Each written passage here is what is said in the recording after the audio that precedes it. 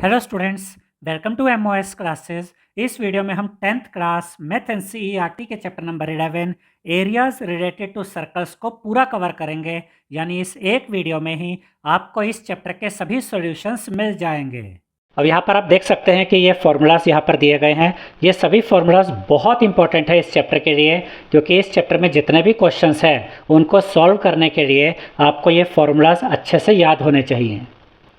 तो सबसे पहला फॉर्मूला देखते हैं, area of a circle. Circle का एरिया हम कैसे निकालते हैं, इसका फॉर्मूला होता है पाई आर स्क्वायर। अब इसके बाद है area of a semi circle, यानी कि सेमी सर्कल का एरिया हम कैसे निकालते हैं, उसका फॉर्मूला होता है 1/2 पाई आर स्क्वायर। यानी कि सर्कल का जो एरिया है आप उसका हाफ कर दीजिए तो आपको सेमी सर्कल का एरिया मिल जाएगा। जैसे कि यहाँ पर आप देख सकते हैं कि ये एक सर्कल है। अब इसमें सेमी सर्कल कैसे बनेगा, यहाँ पर होता है सेंटर, ठीक है। अगर यहाँ पर हम एक डायमीटर बना दें, जो कि मैं अभी आपको बनाकर दिखाऊंगा, तो ये सर्कल 2 इक्वल पार्ट्स में डिवाइड हो जाएगा, फिर ये 2 सेमी सर्कल आ जाएंगे। तो यहाँ पर आप देख सकते हैं मैंने ये डायमीटर बना दिया है, ये सेंटर से होके गुजर रहा है। अब ये सर्कल 2 इक्वल पार्ट्स में डिवाइड हो गया, अब ये सेमी सर्कल हो गया। तो जब हम कहते हैं area of a semi circle, तो यहाँ पर हम क्या कर रहे हैं, पूरे सर्कल का जो एरिया है ना, यानी कि पाई आर स्क्वायर, हम उसका यहाँ पर हाफ कर रहे हैं। तो हमें ये सेमी सर्कल का एरिया यहाँ पर मिल जाएगा, किससे, 1/2 पाई आर स्क्वायर से। अब इसके बाद अगला फॉर्मूला है area of a quadrant is equal to 1/4 pi r square. तो पहले तो आपको ये समझना होगा ये क्वाड्रेंट होता क्या है। देखिए ये हमारे पास ये सर्कल है, हमने पहले इसको ये सेमी सर्कल्स में डिवाइड किया, यानी कि 2 इक्वल पार्ट्स में डिवाइड किया, फिर हम इसको कहते हैं सेमी सर्कल। अगर हम इस सर्कल को 4 इक्वल पार्ट्स में डिवाइड कर दें तो वो चारों पार्ट्स क्वाड्रेंट कहलाते हैं। कैसे, यहाँ पर मैं एक और डायमीटर बनाऊंगा, फिर ये सर्कल 4 पार्ट्स में डिवाइड हो जाएगा, फिर हम क्वाड्रेंट को समझते हैं। अब देखिए यहाँ पर आपको ये 4 क्वाड्रेंट नज़र आएंगे, पहला, दूसरा, तीसरा, चौथा। अगर आपको ये एक क्वाड्रेंट का एरिया निकालना है तो वो आप कैसे निकालेंगे, 1/4 पाई आर स्क्वायर करके।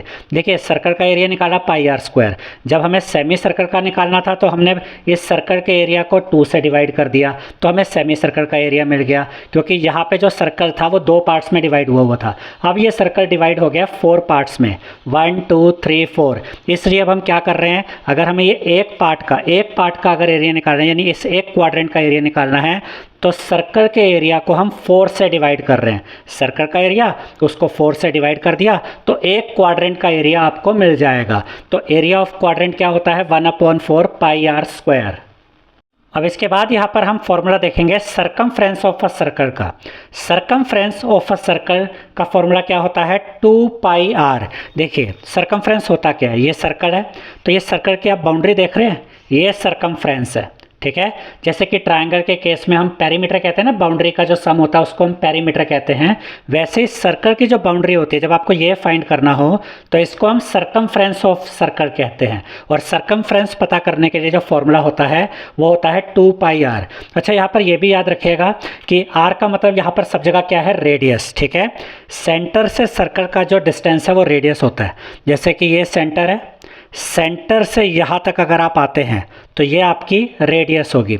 अब उसके अलावा जहाँ भी आप पाई देख रहे हैं, देखिए जब हम इन क्वेश्चंस को सॉल्व करेंगे ना, ये जो चैप्टर में क्वेश्चंस होंगे, अगर किसी क्वेश्चन में पाई यूज़ हो रहा है और कोई वैल्यू हमें नहीं दी गई है तो वहाँ पर हम पाई की वैल्यू यूज़ करते हैं 22/7। यानी कि अगर किसी क्वेश्चन में पाई की कोई वैल्यू आपको नहीं दी गई तो आप यूज़ करेंगे 22/7 पाई की वैल्यू। लेकिन कुछ ऐसे क्वेश्चंस भी आएंगे इस चैप्टर में जहां ये कहा जाएगा कि इस क्वेश्चन में आपको पाई की वैल्यू 3.14 यूज़ करनी है। अगर आपसे कहा जाता है कि पाई की वैल्यू 3.14 यूज़ करनी है तो उस क्वेश्चन में आप पाई की वैल्यू 3.14 ही यूज़ करेंगे। लेकिन अगर किसी क्वेश्चन में पाई की वैल्यू कोई नहीं बताई गई तो वहाँ पर आप 22/7 पाई की वैल्यू यूज़ करेंगे। अब इसके बाद अगला है area of the sector of angle theta is equal to θ/360 into pi r square. तो यहाँ पर आपके मन में ये आ सकता है कि सेक्टर क्या होता है और ये सेक्टर ऑफ एंगल थीटा का क्या मतलब है। तो पहले मैं आपको ये पूरा कंसेप्ट क्लियर कर देता हूँ, उसके बाद हम ये फॉर्मूला देखेंगे। अब यहाँ पर आप देख सकते हैं कि ये एक सर्कल है, मैं इस सर्कल पे ना ऐसे ये 2 पॉइंट्स ले लेता हूँ, एक पॉइंट यहाँ पर, एक पॉइंट यहाँ पर, इसको नाम दे देते हैं पॉइंट ए, और ये हो जाएगा पॉइंट बी, और ये क्या है, ये सेंटर है। अब हम क्या करते हैं, अब हम सेंटर को इन दोनों पॉइंट से मिलाते हैं। अच्छा, उससे पहले एक चीज़ और, ए से लेकर बी तक, ये देख रहे हैं आप, ए से लेकर बी तक, इसको हम कहेंगे आर्क। ये आर्क है ए बी आर्क, ठीक है, इसको हम कहते हैं आर्क। अब हम क्या करेंगे, इस आर्क के ये जो दो एंड पॉइंट्स है ए एंड बी, इनको हम ज्वाइन कर देंगे सेंटर से, ठीक है। इसको मैं नाम दे देता हूँ ओ, सेंटर को नाम दे दिया ओ। अब देखिए ओ ए क्या है, ओ ए और कुछ नहीं बल्कि रेडियस है, ठीक है। ऐसे यहाँ पर ओ को बी से ज्वाइन कर दीजिए, ये भी क्या है, रेडियस है, ये दोनों रेडियस ही तो हुई ना, तो ये दोनों आपकी रेडियस हो गई। अब बड़े ध्यान से समझिए कि आप जब आर्क के दो पॉइंट्स को सेंटर के साथ ऐसे ज्वाइन करते हैं, तो ये जो दो रेडियस आप यहाँ देख रहे हैं, ये सेंटर पर ये जो यहाँ पर इसके साथ ये जो एंगल बन रहा है, ये रेडियस है, ये रेडियस है। यहाँ पर ये जो एंगल बना रहे हैं सेंटर पे, इस एंगल को हम यहाँ नाम दे देते हैं थीटा।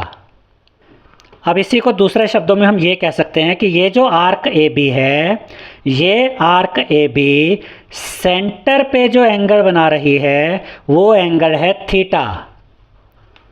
और एक बात कि ये जो आर्क है ए बी और ये जो रेडियस है ओ ए और ओ बी, यहाँ बीच में जो ये एरिया आता है ना, कैसे, वो यहाँ देखते हैं, ये जो एरिया बना इसी को हम सेक्टर कहते हैं। क्या कहते हैं, सेक्टर कहते हैं। तो ये होता है आपका सेक्टर, जिसमें कि ये दो रेडियस हो गई और ये आपकी आर्क हो गई, और बीच का ये जो एरिया है ये सेक्टर कहलाता है। और यहाँ पर भी दो चीज़ें होती हैं, यहाँ पर दो सेक्टर बन रहे हैं, बड़े ध्यान से देखिए। एक तो ये वाला सेक्टर बन रहा है इस आर्क के द्वारा। अच्छा, यहाँ पर जो सर्कल है ना, उसमें भी जब आप ये आर्क बनाते हैं, इसमें एक्चुअली कई चीज़ें हैं जो मैं एक के बाद एक आपको एक्सप्लेन कर रहा हूँ, ठीक है। यहाँ पर जो आपने आर्क लगाई, तो ये इसको हम कहेंगे स्मॉलर आर्क, ये छोटी आर्क है। बड़ी आर्क यहाँ से यहाँ तक है, ठीक है। बड़े ध्यान से समझिएगा इन चीज़ों को। ये छोटी आर्क है, छोटी आर्क ने सेंटर पे एंगल बनाया थीटा, और ये जो आपका सेक्टर बना इसको हम कहेंगे माइनर सेक्टर, क्योंकि ये माइनर आर्क के द्वारा बनाया गया है। माइनर आर्क मतलब छोटी आर्क।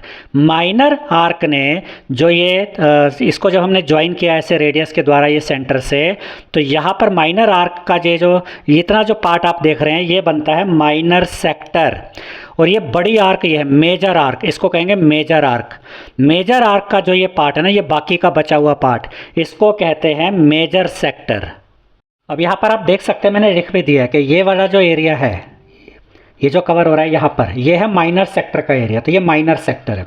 और ये वाला जो पार्ट आप देख रहे हैं, ये वाला पार्ट, ठीक है, ये पूरा पार्ट, बचा हुआ पार्ट, इसको कहेंगे मेजर सेक्टर, ठीक है। अब यहाँ पर जो फॉर्मूला मैंने आपको बताया था वो क्या था, area of the sector of angle theta is equal to theta upon 360 into pi r square. तो यहाँ पर ये बात हो रही है इस माइनर सेक्टर के एरिया की, यानी अगर आपको माइनर सेक्टर का एरिया निकालना है तो आप ये वाला फॉर्मूला यूज़ करेंगे। थीटा जो यहाँ पर ये एंगल बन रहा है, थीटा मतलब एंगल, ठीक है, अपोन में आ जाएगा 360 इंटू में पाई आर स्क्वायर। अब आप कहेंगे कि माइनर सेक्टर का एरिया तो इस फॉर्मूले से निकल जाएगा।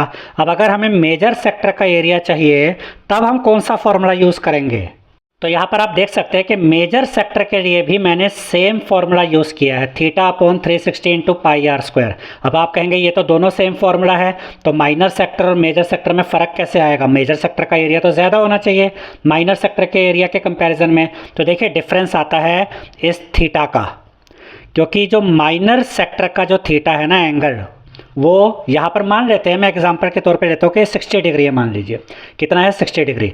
तो आप ये माइनर सेक्टर का एरिया निकाल रहे हैं तो आप थीटा की जगह यूज़ करेंगे 60 डिग्री। लेकिन जब आप इसी केस में मेजर सेक्टर का एरिया निकालेंगे तब ये थीटा यानी ये एंगल 60 डिग्री नहीं रहेगा, फिर ये एंगल आपको फाइंड करना पड़ेगा। कैसे, यहाँ पर ये पूरा एंगल जो बनेगा ना, ये सेंटर है, इसके चारों तरफ पूरा एंगल, कंप्लीट एंगल कितना बनता है, ये 360 डिग्री। तो ये वाला थीटा निकालने के लिए, यानी कि मेजर सेक्टर का थीटा निकालने के लिए पहले आप क्वेश्चन में क्या करेंगे, 360 डिग्री में से माइनस करेंगे ये जो माइनर सेक्टर वाला एंगल था, ये थीटा था 60 डिग्री, हमने माना कि ये 60 डिग्री है, तो पूरा ये 360 है, 360 में से ये 60 माइनस कर दीजिए तो आपको क्या मिलेगा, 300 डिग्री। तो ये जो मेजर सेक्टर है ना, इसका जो एंगल होगा वो यहाँ ऐसे बनेगा, ये ऐसे, ये ध्यान में रखिएगा, ये एंगल होगा आपका 300 डिग्री। यानी कि जब आप मेजर सेक्टर का एरिया फाइंड करेंगे तो फॉर्मूला तो सेम ही लग रहा है आपको कि theta upon 360 into pi r square, लेकिन यहाँ थीटा बदल गया। माइनर सेक्टर में अगर थीटा 60 है तो मेजर सेक्टर में जो थीटा है यानी जो एंगल है वो 360 माइनस 60 करके आ जाएगा, यानी कि 300 डिग्री। तो एंगल बदल गया ना आपका, तो वैल्यूज चेंज हो गई तो फिर आंसर भी डिफरेंट आएगा।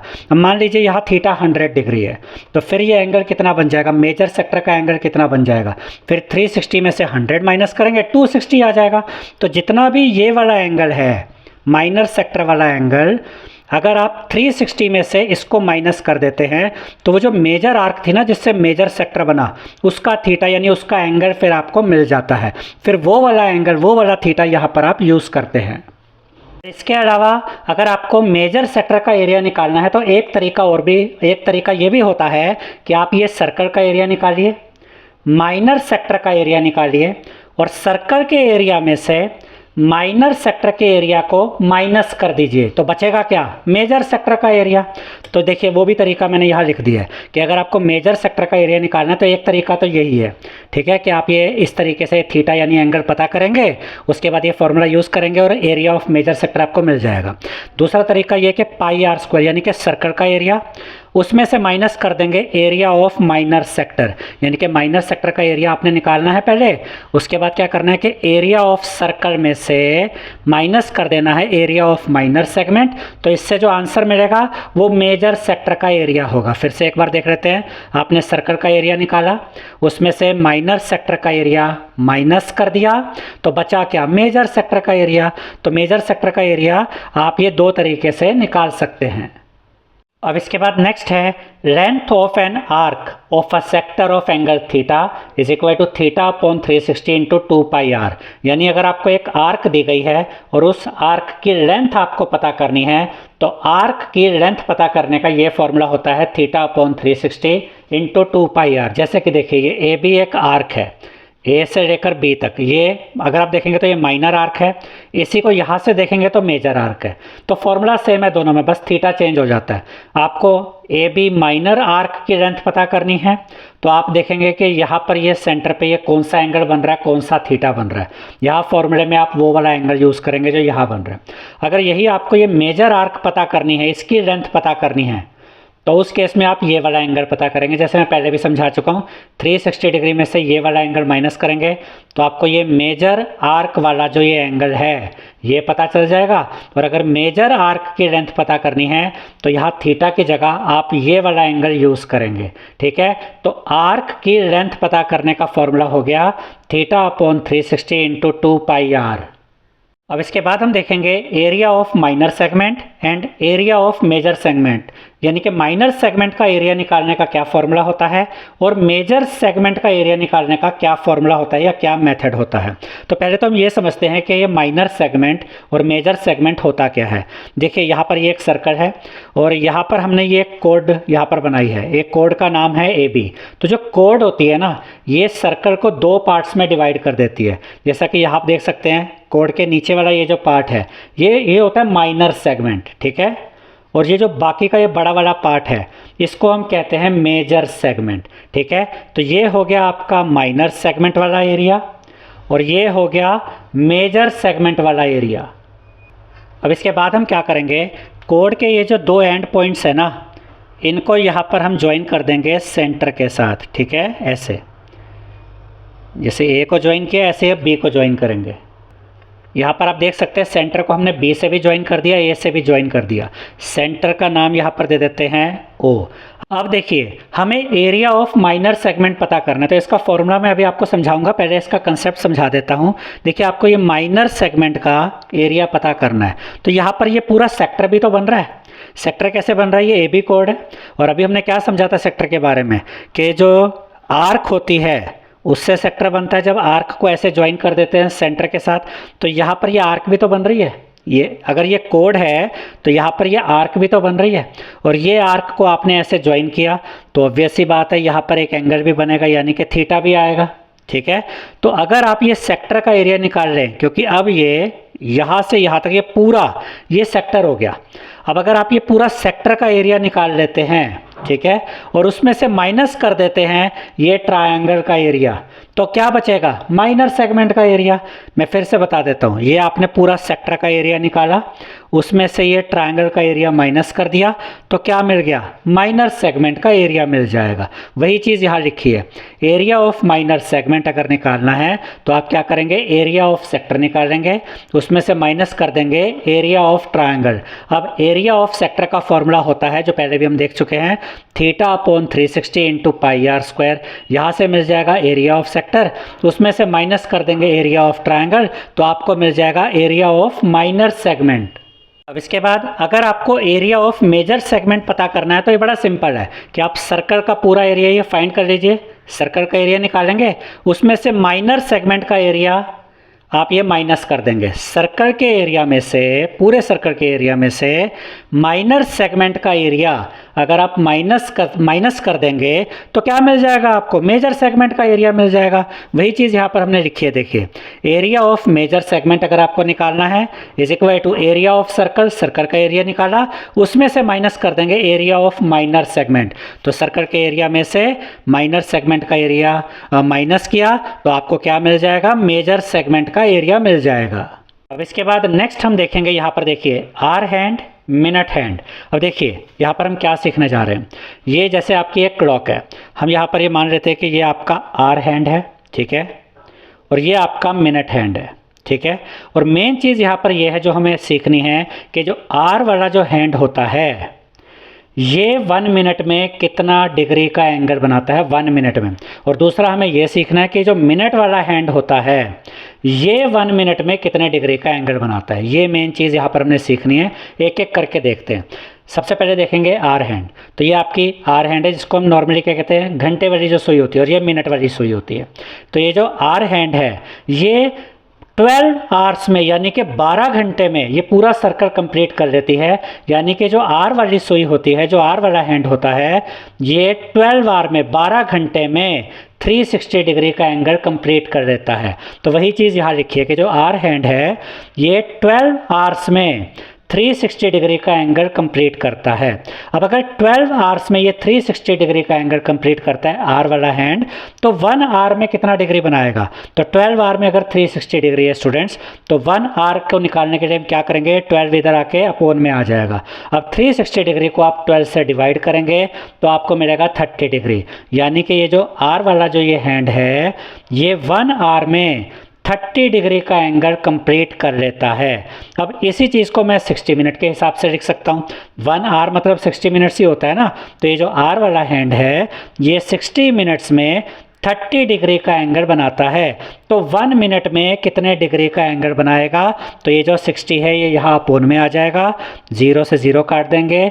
3 और 6 को आपस में सोल्व किया जा सकता है, 3 की टेबल में आते हैं। 3 1 जा 3, 3 2 जा 6, क्या मिला? 1/2 डिग्री।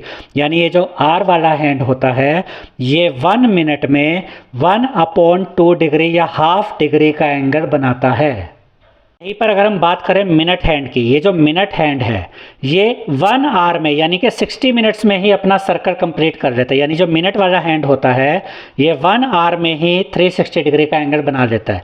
वही चीज़ यहाँ हमने लिखी है मिनट हैंड के लिए, 60 minutes is equal to 360 degree. यानी मिनट हैंड जो होता है ये 60 मिनट में 360 डिग्री का एंगल बना लेता है। तो मिनट हैंड 1 मिनट में कितने डिग्री का एंगल बनाएगा? तो 1 मिनट में कैसे पता करेंगे हम? ये 60 इधर अपोन में आ जाएगा, 0 से 0 कट जाएगा, ऊपर 36 है, नीचे 6 है, ये काटेंगे, 6 1 जा 6, 6 6 जा 36, 6 डिग्री आ गया। यानी जो मिनट हैंड होता है ये 1 मिनट में 6 डिग्री का एंगल बनाता है। तो यहाँ हमने क्या देखा कि जो आर हैंड होता है ये 1 मिनट में हाफ डिग्री का एंगल बनाता है, जो मिनट हैंड होता है ये 1 मिनट में 6 डिग्री का एंगल बनाता है। तो यहाँ पर मैंने आपको इसका तरीका बताया कि हम इसको कैसे फाइंड करते हैं। तो आपको कोई रट्टा मारने की ज़रूरत नहीं है, और जब इस तरह का कोई भी क्वेश्चन आपको अब आएगा तो अगर आपको ये कंसेप्ट क्लियर है तो आप बड़ी आसानी से उस क्वेश्चन को सॉल्व कर सकते हैं। एक्सरसाइज 11.1 के सभी क्वेश्चंस को सॉल्व करेंगे। अब यहाँ पर देखिए हमसे क्या कहा गया है, unless stated otherwise use pi is equal to 22/7, यानी कि हमें पाई की वैल्यू यूज़ करनी है 22/7 जब तक कि हमें पाई की दूसरी वैल्यू यूज़ करने के लिए नहीं कहा जाता। पाई की दूसरी वैल्यू क्या होती है, मैंने इस चैप्टर की बेसिक वीडियो में आपको बताया था। पाई की एक वैल्यू 3.14 भी हम यूज़ करते हैं। तो इसका मतलब ये है कि अगर किसी क्वेश्चन में लिखा हुआ है कि पाई की वैल्यू 3.14 यूज़ कीजिए, तब तो आप पाई की ये वैल्यू यूज़ करेंगे 3.14। लेकिन अगर उस क्वेश्चन में कुछ मेंशन नहीं किया पाई की वैल्यू के बारे में, तो फिर सिंपली आप पाई की वैल्यू 22/7 ही देंगे। क्वेश्चन नंबर 1 में देखिए हमसे क्या कहा गया है। Find the area of a sector of a circle with radius 6 centimetre if angle of the sector is 60 degree. तो यहाँ पर ये एक सर्कल है और इस सर्कल में आप देख सकते हैं ये एक सेक्टर बना हुआ है। देखिए सेक्टर, जैसा कि मैंने बेसिक वीडियो में आपको ये सारी चीज़ें समझाई थी। सेक्टर क्या होता है, सेगमेंट क्या होता है, सेक्टर का एरिया कैसे निकालते हैं, सेगमेंट का एरिया कैसे निकालते हैं, ये सब मैंने बेसिक वीडियो में आपको ये सारे फार्मूलाज बताए थे। तो वही फार्मूलाज यहाँ पर यूज़ करेंगे। जैसे कि 2 रेडियस हो गई और ये आर्क के एंड पॉइंट्स हो गए, और जैसा मैंने आपको बताया था ये आर्क है और इसके इन 2 एंड पॉइंट्स को अगर आप सेंटर से मिलाते हैं, यानी ये 2 रेडियस हो गई, तो ये वाला पार्ट आपका क्या होता है, सेक्टर होता है। तो हमें इस सेक्टर का एरिया फाइंड करना है और इसका एंगल, इसका थीटा कितना दिया गया है, 60 डिग्री। यहाँ कहा गया है ना, if angle of the sector is 60 degree और रेडियस है 6 सेंटीमीटर। ये तो रेडियस आपकी कितनी हो गई, 6 सेंटीमीटर। तो रेडियस भी हमें पता है, थीटा यानी एंगल भी हमें पता है, और हमें इसका इस सेक्टर का एरिया पता करना है। तो हम सिंपल फार्मूला यूज़ करके एरिया ऑफ सेक्टर का फार्मूला लगाएंगे और वैल्यूज पुट करेंगे और हमें आंसर मिल जाएगा। तो इसके सोल्यूशन में हम लिखेंगे r is equal to 6 centimetre, radius हो गई 6 सेंटीमीटर, थीटा यानी एंगल कितना है, 60 डिग्री। तो यहाँ पर हम लिखेंगे एरिया ऑफ सेक्टर का formula, area of sector is equal to theta upon 360 into pi r square. ठीक है, थीटा कितना है, 60 डिग्री, तो थीटा की जगह 60 आ गया, अपॉन में ये 360 है, इंटू में पाई की वैल्यू, कोई वैल्यू नहीं दे रखी यहाँ पर क्वेश्चन में, तो पाई की वैल्यू क्या यूज़ करेंगे, 22/7 इंटू में, अब यहाँ पर रेडियस का स्क्वायर है तो रेडियस कितनी है, 6, तो 6 इंटू 6, क्योंकि आर का स्क्वायर है ना, यानी 2 बार मल्टीप्लाई होगा, तो 6 इंटू 6 लिख दिया। को आगे सॉल्व करते हैं। देखिए ये 0 से ये 0 कट जाएगी, ऊपर 6 है नीचे 36 है, ये आपस में कट जाएंगे। ये 2 की टेबल में भी आते हैं, 3 की टेबल में भी आते हैं, 6 की टेबल में भी आते हैं, तो आप इनको 2 से भी काट सकते हैं, 3 से भी काट सकते हैं, 6 से भी काट सकते हैं। हम सीधा 6 से काटते हैं, 6 1 जा 6, 6 6 जा 36। अब ये 6 है, यहाँ भी 6 है, एक 6 से ये एक 6 कट गया। अब यहाँ पर क्या बचा, ऊपर बचा 22 इंटू 6, वो यहाँ पर लिखा, अपोन में बचा 7, अपोन में ये 7 लिख दिया। 22 इंटू 6 करेंगे तो मिलेगा 132, तो यहाँ न्यूमरेटर में 132 अपोन में 7, तो यही हमारा फाइनल आंसर होगा। देखिए अगर आप अपनी एनसीईआरटी बुक में पीछे की तरफ जो इनके आंसर दिए होते हैं क्वेश्चंस के, वहाँ जाके चेक करेंगे तो यही फाइनल आंसर दिया हो। तो मैंने ये सोल्यूशन यहीं पर रोक दिया है। आप अगर चाहे तो इसको आगे डिवाइड करके मिक्स्ड फ्रैक्शन में लिख सकते हैं या फिर डेसिमल में भी लिख सकते हैं। मैंने वही आंसर लिखा है जो एनसीईआरटी बुक में दिया हुआ है, क्योंकि ये प्रॉपर पूरा डिवाइड यहाँ पर नहीं होगा। ठीक है, तो 132/7 सेंटीमीटर स्क्वायर ये आ गया इस सेक्टर का एरिया। अब इसके बाद क्वेश्चन नंबर 2 में देखिए हमसे क्या कहा गया है। Find the area of a quadrant of a circle whose circumference is 22 centimetre. अब इसका मतलब क्या हुआ कि एक सर्कल है, इसका सर्कमफ्रेंस हमें दिया गया है 22 सेंटीमीटर और हमें इसके क्वाड्रेंट का एरिया फाइंड करना है। तो जैसे मैंने इस चैप्टर की बेसिक वीडियो में आपको समझाया था स्टूडेंट्स कि क्वाड्रेंट का मतलब क्या होता है कि आप जब ये 2 डायमीटर इस तरीके से ड्रॉ करते हैं तो ये 4 क्वाड्रेंट में डिवाइड हो जाता है जो सर्कल होता है, और आपको एक क्वाड्रेंट का एरिया यहाँ पर फाइंड करना है। और इसका भी मैंने आपको फॉर्मूला बताया था, इसका तरीका बताया था कि इसके लिए आप सर्कल के एरिया को यानी कि पाई आर स्क्वायर, इससे आपको सर्कल का एरिया मिलेगा। अगर आप सर्कल के एरिया को डिवाइड कर देते हो 4 से तो आपको एरिया ऑफ क्वाड्रेंट मिल जाता है। अब यहाँ पर ये जो आर यानी रेडियस है, पहले हमें रेडियस फाइंड करनी होगी क्योंकि यहाँ पे सर्कमफ्रेंस गिवन है, रेडियस गिवन नहीं है। पहले हम रेडियस फाइंड करेंगे, उसके बाद ये एरिया ऑफ क्वाड्रेंट का फॉर्मूला यूज करेंगे और क्वाड्रेंट का एरिया निकाल लेंगे, क्वाड्रेंट का एरिया फाइंड कर लेंगे। तो इसके सॉल्यूशन में सबसे पहले हम लिखेंगे circumference of circle is equal to 22 centimetre, क्योंकि इस सर्कल का सर्कमफ्रेंस हमें 22 सेंटीमीटर दिया गया। अब सर्कमफ्रेंस ऑफ सर्कल का फॉर्मूला होता है 2 पाई आर, तो इसकी जगह इसका ये फॉर्मूला आ जाएगा 2 pi are is equal to ये 22। अब ध्यान से देखिए 2 पाई आर का मतलब होता है 2 इंटू पाई इंटू आर, तो 2 यहाँ अपनी जगह पे, इंटू में पाई की वैल्यू 22/7, इंटू में आर यहाँ पर एज इट इज क्योंकि पहले आर निकालना है हमें, इज इक्वल टू ये 22।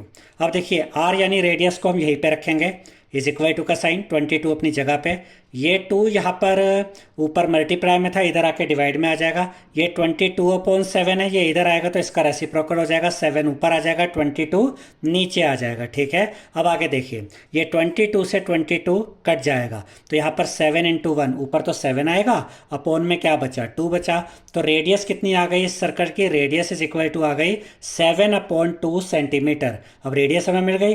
अब हमें एरिया ऑफ क्वाड्रेंट निकालना है, तो एरिया ऑफ क्वाड्रेंट का फॉर्मूला लिखते हैं। Area of quadrant is equal to 1/4 pi r square, यानी सर्कल के एरिया को हम 4 से डिवाइड कर देंगे तो हमें एरिया ऑफ क्वाड्रेंट मिल जाएगा। अब देखिए 1/4 इंटू में पाई की वैल्यू 22/7 इंटू में आर का स्क्वायर है, रेडियस कितनी है 7/2, उसका स्क्वायर है यानी 2 बार लिखेंगे, 7/2 इंटू 7/2। अब देखिए स्टूडेंट्स, ये 7 से ये 7 हम काट सकते हैं, उसके अलावा ये 2 1 जा 2, और यहाँ देखिए 2 1 जा 2, 2 1 जा 2, यानी ये 22 और 2 ये आपस में सॉल्व हो गए, यहाँ पर हमें मिल गया ये 11। अब यहाँ पर ऊपर क्या बचा, 11 इंटू 7, 11 इंटू 7 करेंगे तो आपको मिलेगा 77, तो ऊपर तो आप 77 लिखेंगे। अपोन में क्या बचा, 4 इंटू 2 यानी कि 8, तो अपोन में 8 आ जाएगा। तो यही हमारा फाइनल आंसर होगा। एरिया ऑफ क्वाड्रेंट हमें जो निकालना था वो मिल गया है 77/8 सेंटीमीटर स्क्वायर, और आपकी जो NCERT बुक है उसमें यही आंसर दिया गया है। तो मैंने ये सॉल्यूशन यहीं पे रोक दिया, यही हमारा फाइनल आंसर है। अगर आप चाहें तो इसको डेसिमल में अगर आप निकालना चाहें तो डेसिमल में भी निकाल सकते हैं। अब इसके बाद क्वेश्चन नंबर 3 में देखिए हमसे क्या कहा गया है। The length of the minute hand of a clock is 14 centimetre. यहाँ पर जैसे कि एक क्लॉक बनाई गई है, इसमें जो मिनट हैंड है उसकी लेंथ हमें दी गई है 14 सेंटीमीटर। तो अगर हम ये मान लें कि मिनट हैंड इस टाइम यहाँ पर है, ठीक है, तो ये इसकी लेंथ कितनी है मिनट हैंड की है 14 सेंटीमीटर। तो ये आपके लिए यहाँ पर ये रेडियस मिल गया, यानी जो मिनट हैंड है यही आपका रेडियस है 14 सेंटीमीटर, क्योंकि ये सर्कल का रेडियस भी है। अब इसके बाद क्या कहा गया देखिए, find the area swept by the minute hand in 5 minutes. यानी अगर ये मिनट हैंड अभी यहाँ पर है तो 5 मिनट्स के बाद ये यहाँ पर होगी, यहाँ आते आते 5 मिनट्स हो जाएंगे। तो अब ये मिनट हैंड आ गया यहाँ पे, ठीक है। अब हमसे ये पूछा गया है कि इस मिनट हैंड ने 5 मिनट्स में जो एरिया कवर किया है वो एरिया हमें बताना है। तो यहाँ पर आप देख सकते हैं कि ये एरिया हमें बताना है, दूसरे शब्दों में कहें तो हमें सेक्टर का एरिया बताना है, क्योंकि ये सेक्टर बन रहा है, ठीक है। अब देखिए स्टूडेंट्स, एरिया ऑफ सेक्टर के फॉर्मूला में थीटा आता है, यानी कि एंगल आता है। तो यहाँ पर हमें थीटा पता करना पड़ेगा कि यहाँ पर जो मिनट हैंड है, मिनट हैंड ये 5 मिनट्स में कितना एंगल बना रही है वो हमें पता करना है। यानी कि यहाँ पर ये जो थीटा होता है ना, ये जो एंगल होता है सेक्टर में, ये सेक्टर है ऐसे पूरा, ये सेक्टर है, तो यहाँ पर एंगल कितना बन रहा है, थीटा कितना, पहले हम वो पता करेंगे। और इस चैप्टर की बेसिक वीडियो में मैंने आपको ये समझाया था कि जो आर हैंड होता है, जो आर वाली जो सुई होती है वो 1 मिनट में कितना एंगल बनाती है ये हम कैसे फाइंड करते हैं, और जो मिनट हैंड होता है, जो मिनट वाली सुई होती है वो 1 मिनट में कितना एंगल बनाती है ये हम कैसे फाइंड करते हैं, ये सब मैंने आपको बेसिक वीडियो में समझाया था। वही मेथड यहाँ पर हम यूज़ करेंगे थीटा को फाइंड करने के लिए, कि जो मिनट हैंड है ये 5 मिनट्स में कितना एंगल बना रही है ये अब हम देखते हैं। तो यहाँ पर हमने लिखा है इसके सॉल्यूशन में r यानी radius is equal to 14 centimetre, क्योंकि ये जो मिनट हैंड है इसकी लेंथ हमें 14 सेंटीमीटर दी गई है, तो रेडियस हमें पता है। अब देखिए, angle swept in 1 hour is equal to 360 degree.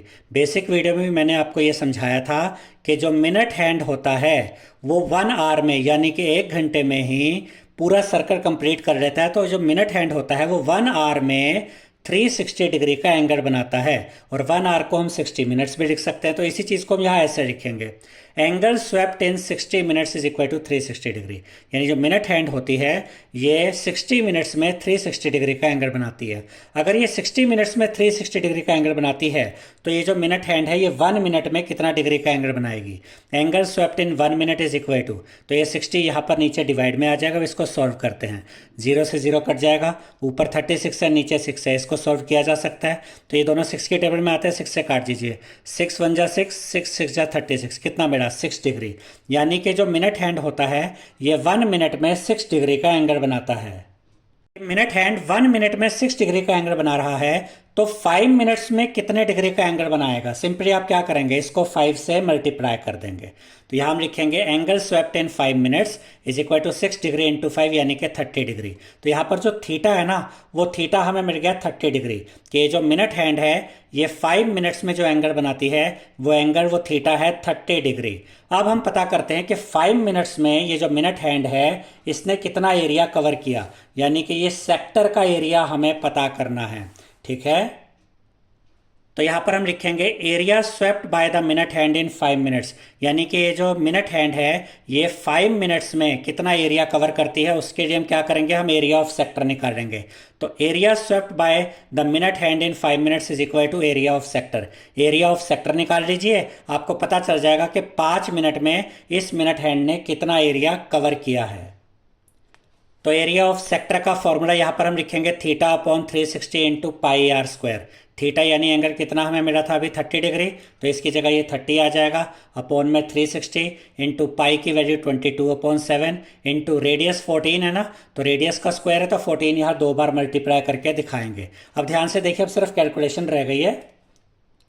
देखिए स्टूडेंट्स, ये 0 से ये 0 कट जाएगी। अब यहाँ पर 3 है, यहाँ पर 36 है, ये आपस में सॉल्व हो सकता है। ये दोनों 3 की टेबल में आते हैं तो 3 से काटेंगे। 3 1 जा 3 और यहाँ देखिए 3 1 जा 3 और ये 6 है, 3 2 जा 6, तो क्या मिला 1/12।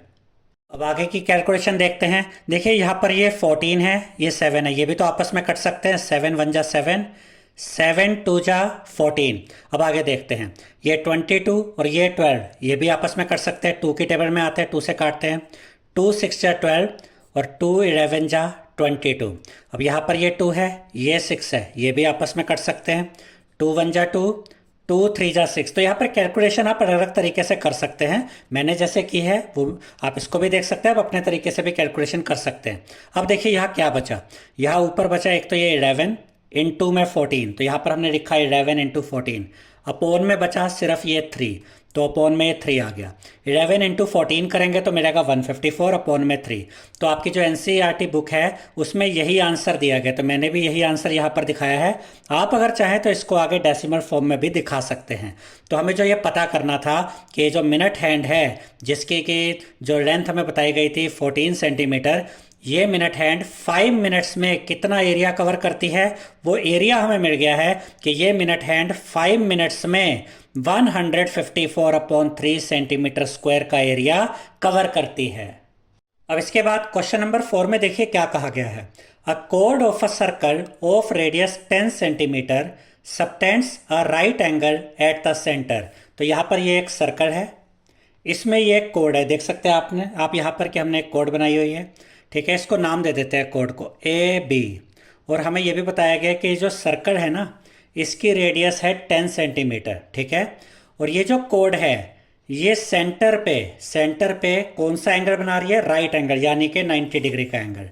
तो ये जो कोड के 2 एंड पॉइंट्स है A एंड B, इनको आप ज्वाइन कर देंगे सेंटर के साथ। ये पहले हमने इसको ज्वाइन किया A के साथ और साथ ही सेंटर को ज्वाइन किया B के साथ। सेंटर को यहाँ पर नाम दे देते हैं O। और ये जो कोड है इसने सेंटर पे जो एंगल बनाया वो एंगल है राइट एंगल, यानी कि 90 डिग्री का एंगल। अब हमें यहाँ पर 2 चीज़ें फाइंड करनी है, जैसा कि यहाँ पर लिखा है find the area of the corresponding first part minor segment, यानी कि एक तो यहाँ पर हमें माइनर सेगमेंट का एरिया फाइंड करना है। सेकंड पार्ट मेजर सेक्टर, यानी कि हमें मेजर सेक्टर का एरिया भी फाइंड करना है। और हमें कहा गया है कि पाई की वैल्यू हमें यूज़ करनी है 3.14। तो यहाँ पर इसके सॉल्यूशन में हम लिखेंगे R यानी रेडियस 10 सेंटीमीटर। ये जो रेडियस हमें दी गई है ये 10 सेंटीमीटर दी गई है ना, तो ये यहाँ पर हमने मेंशन कर दिया रेडियस 10 सेंटीमीटर है। थीटा यानी एंगल कितना बन रहा है 90 डिग्री, वो भी यहाँ पर हमने लिख दिया। अब हमें पता करना है माइनर सेगमेंट। तो जैसा कि इस चैप्टर की बेसिक वीडियो में मैंने आपको समझाया था स्टूडेंट्स कि अगर ये एक सर्कल है और इसमें ये एक कोड है, तो ये जो कोड होती है ये इस सर्कल को 2 सेगमेंट्स में डिवाइड कर देती है। ये वाला जो पार्ट आप देख रहे हैं ये हो जाएगा माइनर सेगमेंट और ये बड़े वाला पार्ट हो जाएगा मेजर सेगमेंट। और इस पार्ट में यानी इस क्वेश्चन में हमें यहाँ पर माइनर सेगमेंट का एरिया निकालना है। और इसके लिए मैंने आपको क्या तरीका बताया था कि आप ये सेक्टर का एरिया निकालेंगे।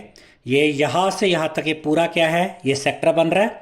ये सेक्टर का एरिया आप निकालेंगे और उसमें से माइनस कर देंगे ये ट्रायंगल का एरिया, तो क्या बचेगा, ये माइनर सेगमेंट का एरिया आ जाएगा। तो वही चीज़ यहाँ पर हमने लिखी है, एरिया ऑफ माइनर सेगमेंट यानी कि ये वाला जो एरिया है is equal to area of sector minus area of triangle A O B. इसके लिए यानी माइनर सेगमेंट का एरिया निकालने के लिए हम ये पूरा सेक्टर का एरिया निकालेंगे और उसमें से ये ट्रायंगल का एरिया माइनस कर देंगे, तो हमें मिल जाएगा माइनर सेगमेंट का एरिया। अब इसके बाद देखिए, एरिया ऑफ सेक्टर का फॉर्मूला हम यहाँ पर लिखेंगे theta upon 360 into pi r square, minus का साइन। एरिया ऑफ ट्रायंगल का फॉर्मूला यहाँ लिखेंगे 1/2 इंटू बेस इंटू हाइट। अब यहाँ पर ये राइट एंगल ट्रायंगल है, तो इसमें ये 90 डिग्री यहाँ बन रहा है, तो ये तो हाइपोटेन्यूस हो गया। अब बेस और हाइट आप यहाँ से ले सकते हैं, दोनों ही 10 सेंटीमीटर है, तो बेस भी 10 सेंटीमीटर रहेगा, हाइट भी 10 सेंटीमीटर रहेगी। अब यहाँ पर हम वैल्यूज पुट करते हैं, तो थीटा कितना है, थीटा यानी एंगल 90 डिग्री वो लिखा, अपॉन में 360 इंटू पाई की वैल्यू हमें यहाँ पर दी गई है 3.14 यूज़ करनी है, तो पाई की जगह 3.14 आ गया। फिर यहाँ ये इंटू का साइन, रेडियस का स्क्वायर है यानी रेडियस 2 बार आएगा, रेडियस है 10 सेंटीमीटर तो 10 इंटू 10। फिर ये माइनस का साइन, हाफ इंटू बेस और हाइट दोनों ही 10 सेंटीमीटर है इस राइट एंगल ट्रायंगल में, तो दोनों की जगह हमने ये 10 लिख दिया। अब यहाँ पर कैलकुलेशन देखते हैं, ये 0 से ये 0 कट जाएगी, 9 और 36 आप सॉल्व कर सकते हैं, 9 1 जा 9, 9 4 जा 36, तो यहाँ क्या बचा 1/4 इंटू में यहाँ से हम डेसिमल हटा देंगे, 2 डिजिट के बाद, राइट से 2 डिजिट के बाद डेसिमल है, डेसिमल हटाया तो ऊपर है 314 314, अपॉन में 2 0 आ गई यानी कि 100, क्योंकि राइट से 2 डिजिट के बाद डेसिमल था, तो डेसिमल हटाया तो मिल गया 314 अपॉन में 100, इंटू में 10 इंटू 10 यहाँ पर एज इट इज़ है, माइनस का साइन। अब ध्यान से देखिए, ये 2 1 जा 2 और 2 5 जा 10, ये कट गया, 10 इंटू 5 50, तो -50 यहाँ पर आ गया। अब देखिए स्टूडेंट्स, ये इस 0 से ये 0 कट जाएगी, इस 0 से ये 0 कट जाएगी। अब 314 इंटू 1 क्या, 314 अपॉन में ये 4 आ गया, -50 ये लिख दिया। अब यहाँ अपोन में 4 है, यहाँ अपोन में कुछ नहीं है मतलब 1 है। अब 4 और 1 का एलसीएम लेंगे तो मिलेगा 4। अब इस एलसीएम 4 को इस डिनोमिनेटर 4 से डिवाइड कीजिए, 4 को 4 से डिवाइड किया 1 इंटू ये न्यूमरेटर से मल्टीप्लाई कर दीजिए, 1 इंटू 314 करेंगे तो 314 आ जाएगा, माइनस का साइन। 4 को डिवाइड किया 1 से 4 आ गया, 4 इंटू 50 किया 200 आ गया। जैसे हम नॉर्मली एलसीएम लेते हैं और सॉल्व करते हैं। अब देखिए 314 में से माइनस करेंगे 200 को तो मिलेगा 114 और अपोन में ये 4 है। अब इसको सॉल्व करते हैं तो देखिए क्या आएगा। ये दोनों नंबर्स को हम पहले 2 से काटते हैं, 2 2 जा 4 और यहाँ देखिए 2 5 जा 10, 11 में से 10 गया, 1 बचा, 1 and 4 14, 2 7 जा 14। अब 57 को 2 से डिवाइड कीजिए, 2 1 जा 2 और यहाँ देखिए 2 2 जा 4, अब 5 में से 4 गया, 1 बचा, 1 and 7 17, 2 8 जा 16, 2 8 जा कितना हो गया 16, 17 में से 16 गया, 1 बचा, यहाँ डेसिमल आ गया, 1 के आगे 0 आ जाएगा, तो 2 5 जा 10, क्योंकि वो 10 बन गया ना। आप चाहे तो इस तरीके से भी ये डिवीजन करके देख सकते हैं, 57/2 ऐसे भी डिवाइड करेंगे तब भी 28.5 आएगा।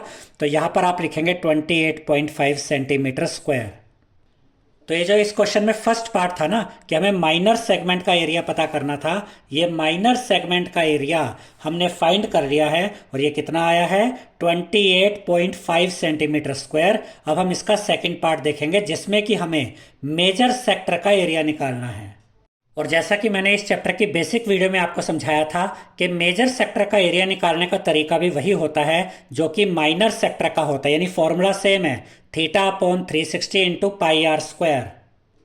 लेकिन यहाँ पे डिफरेंस रहेगा किस चीज़ का, थीटा का यानी एंगल का। देखिए जब आपको इस सेक्टर का एरिया निकालना है, माइनर सेक्टर का, ये माइनर सेक्टर है, छोटा बड़ा सेक्टर, और ये मेजर सेक्टर है, बड़ा सेक्टर। जब माइनर सेक्टर का एरिया निकालना था तो थीटा यूज़ किया 90। और जैसा मैंने बेसिक वीडियो में समझाया था कि जब मेजर सेक्टर का एरिया निकालना है तो आपको ये वाला एंगल चाहिए, ये वाला एंगल। और ये कैसे निकालेंगे, ये पूरा एंगल यहाँ बनता है 360 डिग्री। 360 डिग्री में से माइनस कर देंगे ये वाला 90 डिग्री, तो आपको ये जो मेजर सेक्टर वाला जो एंगल है ना वो मिल जाएगा। तो यहाँ पर हमने देखिए क्या लिखा, theta is equal to 360 minus 90, तो यहाँ पर थीटा मिल गया 270 डिग्री। यानी जब हम मेजर सेक्टर का एरिया निकालेंगे तो अब हम थीटा 90 डिग्री यूज़ नहीं करेंगे, अब हम थीटा यूज़ करेंगे 270 डिग्री, क्योंकि हमें ये मेजर सेक्टर का एरिया निकालना है। अब हम यहाँ पर वैल्यूज़ रखते हैं इस फॉर्मूला में, थीटा यानी कि 270 डिग्री, अपोन में ये 360 है, इंटू में पाई की वैल्यू 3.14 इंटू में रेडियस का स्क्वायर है, रेडियस हमें 10 दी गई है तो 10 यहाँ पर 2 बार लिखेंगे। अब यहाँ पर कैलकुलेशन देखते हैं, ये 0 से ये 0 कट जाएगी। अब इसके बाद देखिए 27 और 36 को हम यहाँ पर सॉल्व कर सकते हैं। दोनों नंबर्स 3 की टेबल में भी आते हैं, 9 की टेबल में भी आते हैं। आप इनको 3 से भी काट सकते हैं, 9 से भी काट सकते हैं, हम सीधा 9 से ही काट देते हैं। 9 3 जा 27, 9 4 जा 36, तो क्या मिल गया 3 अपॉन में 4 इंटू में यहाँ से डेसिमल हटा देंगे तो ये बन जाएगा 314 अपॉन में 100 इंटू में 10 इंटू 10 है। 1 0 से 1 0 कटी, 1 0 से 1 0 कटी। 314 को मल्टीप्लाई करेंगे 3 से तो आपको मिलेगा 942 अपॉन में ये 4 आ जाएगा। अब 942 को आप जब डिवाइड करेंगे 4 से तो आपको मिलेगा 235.5 सेंटीमीटर स्क्वायर। तो ये जो मेजर सेक्टर का एरिया हमें निकालना था ना, ये मेजर सेक्टर का एरिया ये हमें मिल गया है 235.5 सेंटीमीटर स्क्वायर। अब इसके बाद क्वेश्चन नंबर 5 में देखिए हमसे क्या कहा गया है। In a circle of radius 21 centimetre an arc subtends an angle of 60 degree at the centre, find. First part में है the length of the arc. तो इसका मतलब क्या हुआ, देखिए ये एक सर्कल है जिसकी रेडियस हमें कितनी दी गई है 21 सेंटीमीटर। तो ये दो रेडियस आप देख सकते हैं, ठीक है। और इसके अलावा ये कहा गया कि जो आर्क है वो सेंटर पे 60 डिग्री का एंगल बना रही है। तो ये आर्क हो गई, ये आर्क है जो कि इस तरीके से सेंटर पे 60 डिग्री का एंगल बना रही है। और इस क्वेश्चन के फर्स्ट पार्ट में हमें आर्क की लेंथ फाइंड करनी है, यानी ये जो आर्क है इसकी लेंथ फाइंड करनी है। तो इसके सॉल्यूशन में हम लिखेंगे आर यानी radius is equal to 21 centimetre जो कि गिवन है, थीटा यानी कि एंगल कितना है 60 डिग्री, और लेंथ ऑफ आर्क का क्या फॉर्मूला होता है जैसा कि बेसिक वीडियो में भी मैंने आपको बताया था। लेंथ ऑफ द आर्क यानी आर्क की लेंथ पता करनी हो तो ये फॉर्मूला यूज़ करेंगे, थीटा अपॉन 360 इंटू 2πr। अब देखिए यहाँ पर सिर्फ वैल्यूज पुट करनी है और इसको सॉल्व करना है। थीटा यानी एंगल 60 डिग्री, ये 60 आ गया ऊपर, अपॉन में 360 इंटू यहाँ पर ये ध्यान से देखिए, अच्छा यहाँ पर ये 2 भी तो है, ये 2 लिखना रह गया था, ये ना कुछ इस तरीके से होना चाहिए 60 अपॉन 360 इंटू में 2 और फिर इंटू करके ये पाई की वैल्यू आएगी 2 इंटू पाई इंटू आर है ना, तो 2 लिखेंगे इंटू में पाई की वैल्यू 22 अपॉन 7 इंटू में रेडियस यानी आर 21। अब इसको सॉल्व करते हैं, ये 0 से ये 0 कट जाएगी। अब देखिए ऊपर 6 है नीचे 36 है, ये सॉल्व हो सकते हैं, दोनों 6 की टेबल में आते हैं, 6 1 जा 6, 6 6 जा 36। अब यहाँ पर 2 है यहाँ पर 6 है, ये भी सॉल्व हो सकते हैं, 2 1 जा 2, 2 3 जा 6। अब इसके बाद देखिए ये 3 है ये 21 है, ये भी कट जाएंगे, 3 1 जा 3, 3 7 जा 21। अब यहाँ पर ये 7 है यहाँ पर भी 7 है, 7 से 7 कट जाएगा, बचा क्या सिर्फ 22 बचा, ठीक है। यानी ये जो आर्क है इसकी लेंथ हमें फाइंड करनी थी ना, लेंथ ऑफ द आर्क हमें कितनी मिल गई है 22 सेंटीमीटर। इसके बाद इसी क्वेश्चन के सेकंड पार्ट में हमसे क्या पूछा गया है, देखिए area of the sector formed by the arc, यानी ये जो आर्क है इसने जो ये सेक्टर बनाया, ये सेक्टर है ना, इस सेक्टर का एरिया हमें फाइंड करना है। तो सिंपल है, area of the sector is equal to, इसका फॉर्मूला यूज करेंगे थीटा अपॉन में 360 इंटू में पाई आर स्क्वायर।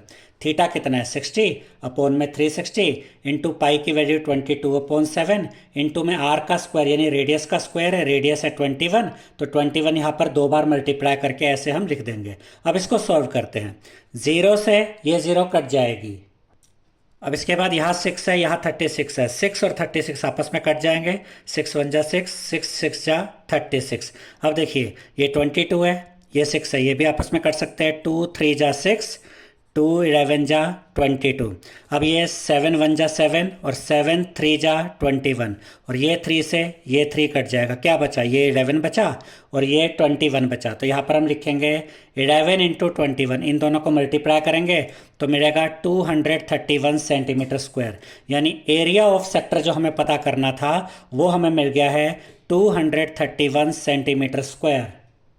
अब हम आते हैं नेक्स्ट पेज पे और इस क्वेश्चन का थर्ड पार्ट देखते हैं। थर्ड पार्ट में हमसे कहा गया है area of the segment formed by the corresponding code, यानी कि यहाँ पर जो कोड है वो जो सेगमेंट बना रही है उस सेगमेंट का एरिया, यहाँ पर माइनर सेगमेंट का एरिया हमें पता करना है। अब आप कहेंगे यहाँ पर तो ये आर्क है, कोड तो कहीं दिख ही नहीं रही, तो ध्यान से देखिए, अगर मैं इस आर्क के दोनों पॉइंट्स को, दोनों एंड पॉइंट्स को अगर मिला देता हूँ इस तरीके से, तो अब ये कोड भी तो बन गई।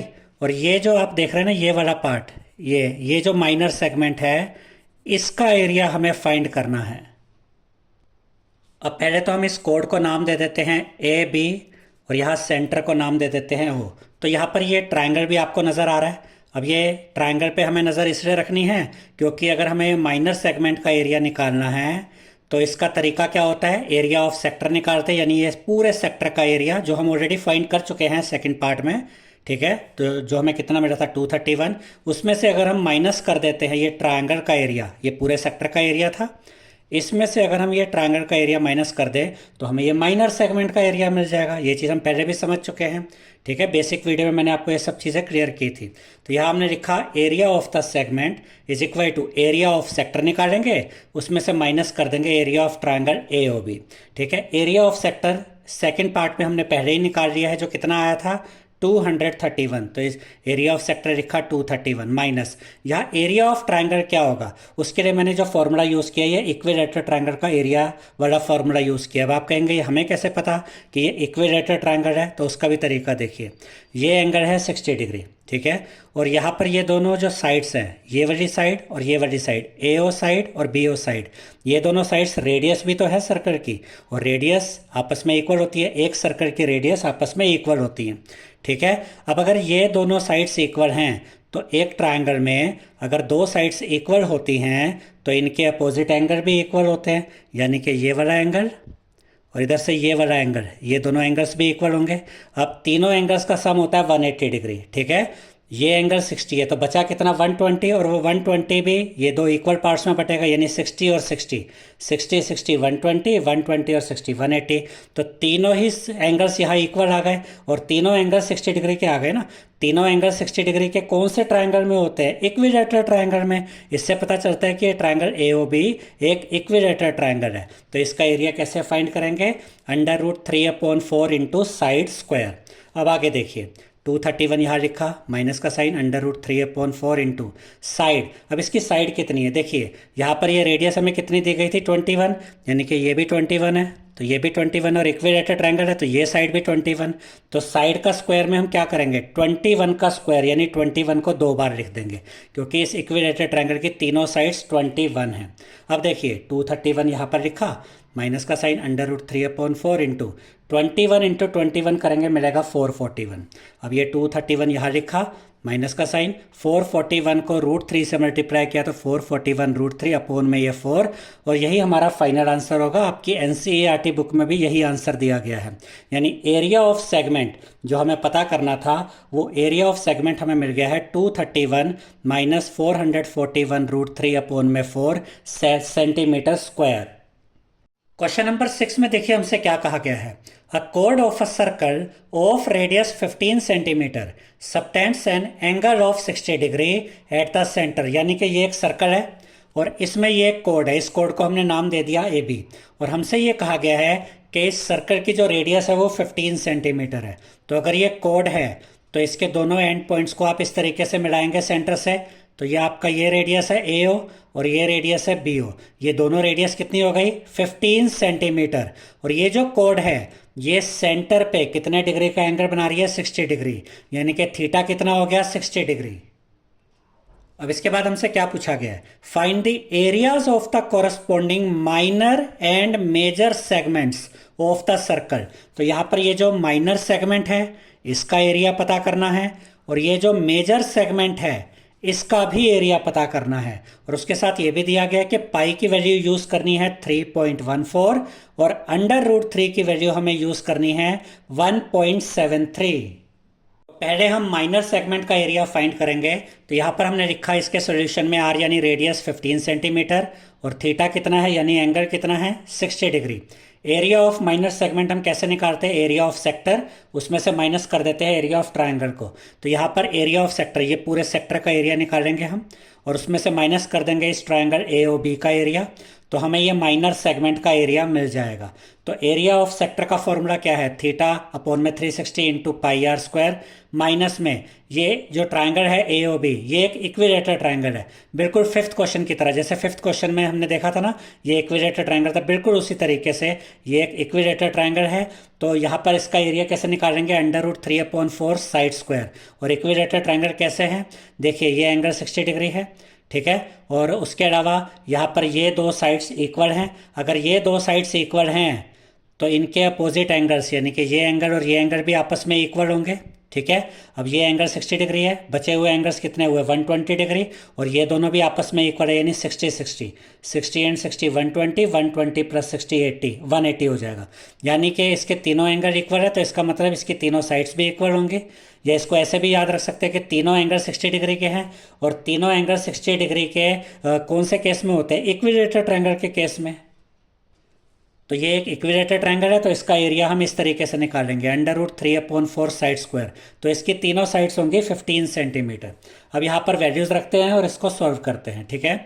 थीटा यानी एंगल 60 अपॉन में 360 इंटू पाई की वैल्यू जैसा क्वेश्चन में दिया गया 3.14 यूज़ करेंगे, इंटू में रेडियस कितनी है 15, रेडियस का स्क्वायर यानी 15 इंटू 15, माइनस का साइन, √3 की वैल्यू हमें दी गई है 1.73, वो रखी, अपॉन में 4 इंटू साइड का स्क्वायर यानी 15 इंटू 15, 15 का स्क्वायर यानी 15 इंटू 15 हो गया। अब यहाँ पर देखिए ये 0 से ये 0 कट जाएगी। अब इसके बाद यहाँ 6 है, अपॉन में 36 है, ये 6 से कट सकता है, 6 1 जा 6, 6 6 जा 36। अब देखिए 3 2 जा 6, 3 से काटते हैं, 3 2 जा 6, और यहाँ पर देखिए 3 5 जा 15। अब ये 3.14 है और ये 2 है, ये भी आपस में सॉल्व हो सकते हैं, 2 से कटते हैं, 2 1 जा 2, और यहाँ पर देखिए 2 1 जा 2, डेसिमल है, डेसिमल आ गया। अब 3 में से 2 गया, 1 बचा, 1 एंड 1 11, 2 5 जा 10, 11 में से 10 गया, 1 बचा, 1 एंड 4 14, 2 7 जा 14, क्या बचा यहाँ पर 1.57, वो हमने यहाँ पर लिखा, इंटू में 5 इंटू 15, वो हमने यहाँ पर लिखा 75 हो गया ना, 5 इंटू 15 करेंगे तो 75, ये हो गया। अब ये माइनस का साइन, अब ध्यान से देखिए 1.73, 15 और 15 इन तीनों को मल्टीप्लाई करेंगे तो मिलेगा 389.25, अपॉन में ये 4 है। अब इन दोनों नंबर्स को मल्टीप्लाई कीजिए, 1.57 और 75 को मल्टीप्लाई करेंगे तो मिलेगा 117.75, माइनस का साइन, 389.25 को जब आप 4 से डिवाइड करेंगे, आप ये डिवाइड करके देख सकते हैं, तो आपको मिलेगा 97.3125। अब हम क्या करेंगे, 117.75 में से माइनस करेंगे 97.3125। तो यहाँ पर ये माइनस कैसे करेंगे वो मैं करके दिखा देता हूँ। 117.75 ये लिखा, इसमें से क्या माइनस करना है, 97.3125। तो यहाँ पर आप ये 2 0 इस तरीके से एंड में यहाँ पर लगा सकते हैं। अब देखिए यहाँ से कैरी लेंगे, 10 बन जाएगा, 10 में से 5 गया, 5 बचा, यहाँ से कैरी लिया, 9 बन गया, 9 में से 2 गया, 7 बचा।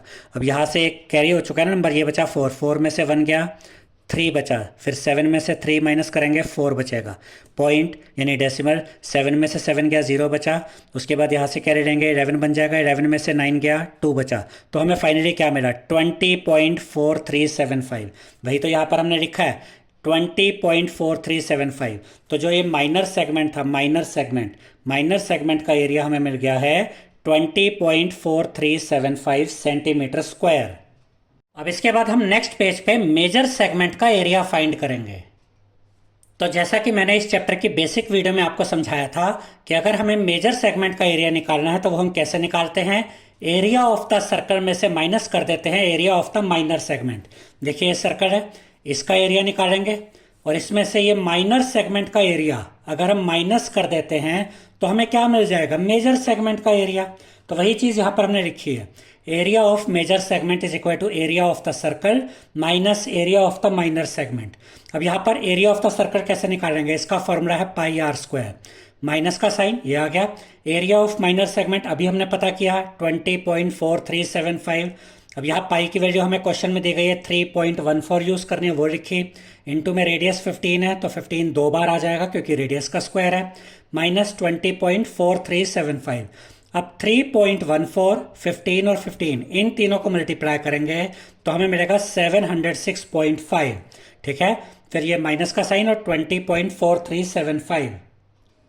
और जब आप 706.5 में से माइनस करेंगे 20.4375, तो आपको मिलेगा 686.0625। तो मेजर सेगमेंट का एरिया हमें मिल गया है 686.0625 सेंटीमीटर स्क्वायर। अब हम देखेंगे question number 7। A chord of a circle of radius 12 centimetre subtends an angle of 120 degree at the centre. देखिए ये एक सर्कल है, इसमें ये एक कोड है, कोड को हमने नाम दे दिया ए बी। ठीक है, रेडियस दी गई है 12 सेंटीमीटर, ए ओ बी ओ ये रेडियस हो गई, दोनों 12 सेंटीमीटर है। और ये जो कोड है ये सेंटर पे जो ये एंगल बना रही है ये एंगल है 120 डिग्री। अब आगे देखते हैं, find the area of the corresponding segment of the circle. तो इस क्वेश्चन में हमें ये जो माइनर सेगमेंट है ना, ये माइनर सेगमेंट का एरिया फाइंड करना है।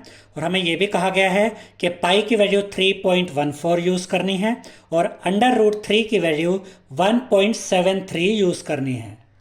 अब हम इसका सॉल्यूशन देखते हैं। तो यहाँ पर हम लिखेंगे आर यानी radius is equal to 12 centimetre, theta यानी एंगल कितना है 120 डिग्री। अब हमें क्या फाइंड करना है, area of the corresponding segment of the circle, जिसका मतलब है कि हमें area of the minor segment find करना है। जैसे ही हम ये माइनर सेगमेंट का एरिया फाइंड कर लेंगे हमें हमारा आंसर मिल जाएगा। और माइनर सेगमेंट का एरिया हम कैसे निकालते हैं, एरिया ऑफ सेक्टर में से माइनस करते हैं एरिया ऑफ ट्रायंगल। तो यहाँ पर ये जो सेक्टर है हम इस सेक्टर का एरिया निकालेंगे और उसमें से इस ट्रायंगल ओ ए बी का एरिया, इस ट्रायंगल ओ ए बी का एरिया माइनस कर देंगे। तो सेक्टर में से ट्रायंगल का एरिया जब माइनस हो जाएगा तो ये माइनर सेगमेंट का एरिया हमें मिल जाएगा। तो यहाँ पर दो मेन चीजें हमें फाइंड करनी है, एरिया ऑफ सेक्टर और area of triangle O A B. जैसे ही हमें इन दोनों की वैल्यूज मिल जाएंगी हमें इस क्वेश्चन का आंसर मिल जाएगा। तो पहले हम फाइंड करते हैं एरिया ऑफ सेक्टर। तो यहाँ पर हमने लिखा area of sector. Area of sector कैसे निकालते हैं, theta upon 360 into pi r square. Theta यानी एंगल कितना है 120 वो लिखा, अपॉन में 360 इंटू पाई की वैल्यू दी गई है 3.14 वो यूज़ की, इंटू में रेडियस है 12 का स्क्वायर आ जाएगा ना, रेडियस का स्क्वायर है तो 12 को यहाँ 2 बार मल्टीप्लाई कर देंगे। अब इसको ज़रा सॉल्व करते हैं। देखिए 0 से ये 0 कट जाएगी, 12 और 36 को आप सॉल्व कर सकते हैं। ये अलग अलग नंबर्स में आते हैं, जिस नंबर से आप काटना चाहे काट सकते हैं। जैसे कि मैं चाहूँ तो यहाँ पर इसको 12 से भी काट सकता हूँ, 12 1 जा 12, 12 3 जा 36। अब यहाँ पर ये 12 है ये 3 है, ये भी आपस में कट जाएंगे, 3 1 जा 3, 3 4 जा 12। अब यहाँ पर क्या बचा, ये 3.14 इंटू में 4 इंटू 12 करेंगे तो क्या आएगा, 12 इंटू 4 48, तो वो लिखा। यानी कि अभी हमने इसको इस तरीके से लिख दिया। एरिया ऑफ सेक्टर हमें कितना मिल गया, 3.14 इंटू 48 सेंटीमीटर स्क्वायर। अब एरिया ऑफ सेक्टर तो हमें मिल गया, अब हम फाइंड करेंगे area of triangle O A B. और ये जो पार्ट अब हम करने जा रहे हैं यानी area of triangle O A B जो अब हम फाइंड करेंगे ये थोड़ा सा लेंथी पार्ट है लेकिन इजी है, आप स्टेप वाइज समझेंगे तो आपको आसानी से समझ आ जाएगा। तो अब हम आते हैं नेक्स्ट पेज पे। अब देखिए स्टूडेंट्स, ये वो ट्रायंगल है, ट्रायंगल ओ ए बी। अब अगर मुझे इस ट्रायंगल का एरिया पता करना है तो मुझे बेस भी चाहिए और हाइट भी चाहिए। फिलहाल ना हमारे पास बेस है ना हाइट है, तो सबसे पहले हम इस ट्रायंगल का बेस और इसकी हाइट पता करेंगे। उसके लिए हम क्या करेंगे, देखिए यहाँ पर क्या लिखा है, for area of triangle O A B draw O M perpendicular to A B. यानी कि अगर मुझे इस ट्रायंगल का एरिया पता करना है तो मैं यहाँ से एक परपेंडिकुलर ड्रॉ करूँगा ओ एम, किसके ऊपर, ए बी के ऊपर। यहाँ पर आप देख सकते हैं मैंने ये परपेंडिकुलर ड्रॉ कर दिया है ओ एम किसके ऊपर, ए बी के ऊपर, तो ये 90 डिग्री का एंगल भी दिखा दिया। अच्छा यहाँ पे आपको ये भी ध्यान रखना है कि ये वाला जो एंगल हमें दिया हुआ है क्वेश्चन में, एंगल ये ए ओ बी, ये 120 डिग्री दिया हुआ है। अब यहाँ पर जब मैंने ये परपेंडिकुलर ड्रॉ कर दिया तो अब यहाँ पर आपको दो ट्रायंगल्स नजर आएंगे, एक ये ओ ए एम और एक ये ओ बी एम। अब हमारा अगला स्टेप होगा कि हम इन दोनों ट्रायंगल्स को कॉन्ग्रुएंट प्रूव करेंगे। तो यहाँ पर देखिए हमने क्या लिखा, in triangle O A M and triangle O B M. O A M ये लेफ्ट साइड वाला ये ट्रायंगल और ओ बी एम ये राइट वाला ये वाला ट्रायंगल, ठीक है। इन दोनों ट्रायंगल्स को अब हमें कॉन्ग्रुएंट प्रूव करना है, ठीक है। इसको मैं यहाँ पे रख लेता हूँ। तो पहली चीज क्या इक्वल आएगी इन दोनों में, देखिए angle O M A is equal to angle O M B, दोनों ही 90 डिग्री के। देखिए ओ एम ए ये वाला एंगल, यानी ये जो मैंने लिखा ना एंगल ओ एम ए, इसका मतलब है ये वाला एंगल, ठीक है। और इस वाले ट्रायंगल में एंगल ओ एम बी, यहाँ से ये वाला एंगल ओ एम बी, ये भी 90 डिग्री, ये भी 90 डिग्री, ये दोनों एंगल्स इक्वल आ गए, रीजन लिख दिया ईच ऑफ 90 डिग्री। उसके बाद O A is equal to O B, radii of the same circle. इस ट्रायंगल की ये वाली साइड ओ ए, ठीक है, ये देख रहे हैं, और ओ बी इस ट्रायंगल की ये वाली साइड, ये भी आपस में इक्वल है, क्योंकि ट्रायंगल्स की ये जो साइड्स हैं, ये इस सर्कल की रेडियस भी तो है, रेडियाई भी तो है। तो ओ ए और ओ बी ये भी आपस में इक्वल है, वो हमने लिखा O A is equal to O B, radii of the same circle. अब इसके अलावा और क्या चीज़ हमें यहाँ पर इक्वल नज़र आ रही है, ओ एम कॉमन है, दोनों ट्राइंगल्स में है ओ एम, ठीक है। तो हमने क्या लिखा, O M is equal to O M common. अब यहाँ पर ये दोनों ट्राइंगल्स कॉन्ग्रुएंट प्रूव हो गए हैं आर एच एस के द्वारा। कैसे, मैं अभी आपको समझाता हूँ। Triangle O A M is congruent to triangle O B M by R H S. कैसे, सबसे पहले तो इन दोनों ट्रायंगल्स में ये राइट एंगल इक्वल है, ये हमने देखा था ना, 90 डिग्री का एंगल इक्वल है। उसके अलावा दोनों में जो हाइपोटेन्यूस है वो भी इक्वल है, इसका हाइपोटेन्यूस और इसका हाइपोटेन्यूस वो भी हमने यहाँ पर देखा था, दोनों इक्वल आए थे। और उसके अलावा एक साइड भी दोनों की इक्वल है, ये साइड दोनों में कॉमन थी ना, तो राइट एंगल यानी कि आर, फिर उसके बाद हाइपोटेन्यूस यानी कि एच, और एक साइड भी इक्वल आ गई, यानी आर एच एस से राइट एंगल हाइपोटेन्यूस साइड से ये दोनों ट्रायंगल्स कॉन्ग्रुएंट प्रूव हो गए हैं। अब देखिए स्टूडेंट्स, अगर ट्रायंगल ओ ए एम और triangle O B M congruent है, यानी कि ट्रायंगल ओ ए एम और ट्रायंगल ओ बी एम, अगर ये दोनों ट्रायंगल्स कॉन्ग्रुएंट है, तो इन दोनों ट्रायंगल्स की कॉरस्पॉन्डिंग साइड्स और इनके कॉरस्पॉन्डिंग एंगल्स आपस में इक्वल होंगे बाय सीपीसीटी। तो यहाँ पर मैंने क्या लिखा, इस ट्रायंगल में से ए एम साइड और इस ट्रायंगल में से बी एम साइड आपस में इक्वल है बाय सीपीसीटी, यानी by corresponding parts of congruent triangle. इस ट्रायंगल की ए एम साइड और इस ट्रायंगल की बी एम साइड, ये दोनों साइड्स इक्वल आ गई। अब इस बात का क्या महत्व है वो मैं भी आपको बताऊंगा कि ये दोनों जो इक्वल हमें मिले हैं, इससे हमें फाइनली क्या हेल्प मिलने वाली है, कैसे हमारा क्वेश्चन सॉल्व होगा। देखिए, अगर ए एम और बी एम आपस में इक्वल हैं, इसका मतलब ये जो ए बी है ये ए एम का डबल होगा। अगर मुझे ए एम पता चल जाए, जो भी हम फाइंड करेंगे, अगर मुझे ए एम की लेंथ मिल जाए तो ए बी इसका डबल होगा। तो पहले मैं ए एम की लेंथ पता करूंगा और ए बी फाइंड करने के लिए इसका डबल कर दूंगा, तो मुझे इस ट्रायंगल ओ ए बी का बेस मिल जाएगा। तो ये जो लाइन हमें मिली है ना, ये जो चीज़ हमें मिली है, A M is equal to B M, A M is equal to B M, इससे हमें ये पूरा बेस मिलने वाला है अभी।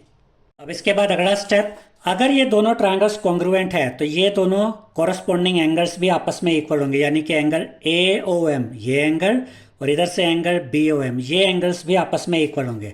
तो वही यहाँ पर हमने लिखा, angle A O M is equal to angle B O M, reason वही है, by C P C T, by corresponding parts of congruent triangles. Question में दिया गया ये पूरा एंगल 120 डिग्री है। अगर ये दोनों एंगल्स इक्वल है तो इसका मतलब ये भी 60 डिग्री, ये भी 60 डिग्री। तो ए ओ एम एंगल और बी ओ एम एंगल, ये दोनों एंगल्स कितने हो जाएंगे, 60 डिग्री।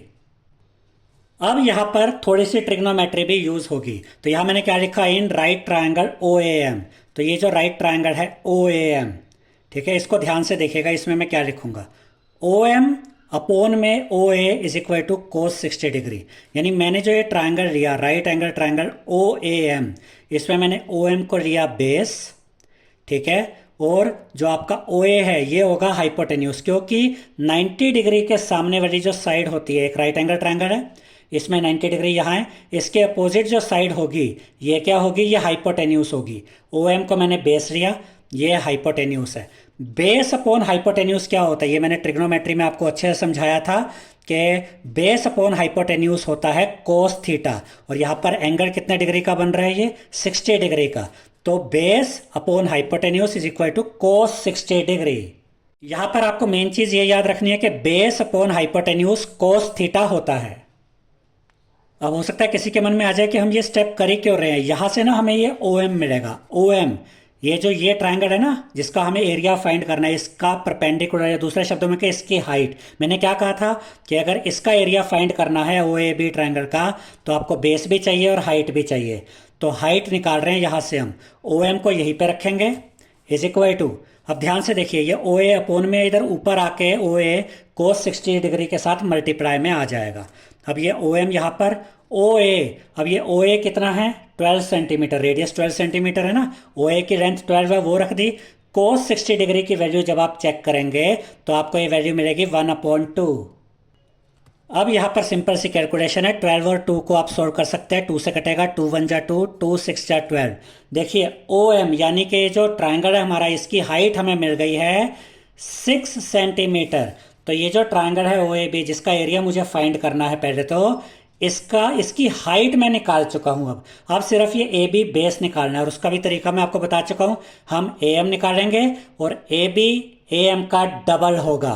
तो जैसे ही ए एम मिलेगा उसका डबल कर देंगे, बेस आ जाएगा ए बी। हाइट मैं पहले ही निकाल चुका हूं 6 सेंटीमीटर। फिर हम इस ट्राइंगल का एरिया फाइंड कर लेंगे।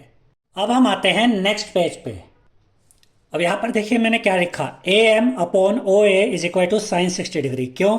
देखिए राइट एंगल ट्रायंगल है। अभी मैंने ओ एम को क्या यूज किया था, बेस। अगर ये बेस है तो ये ए एम क्या होगा, परपेंडिकुलर होगा। तो ए एम यानी कि परपेंडिकुलर अपोन में ओ ए यानी कि हाइपोटेन्यूज इज इक्वल टू, अब देखिए परपेंडिकुलर अपॉन हाइपोटेन्यूज क्या होता है, साइन थीटा।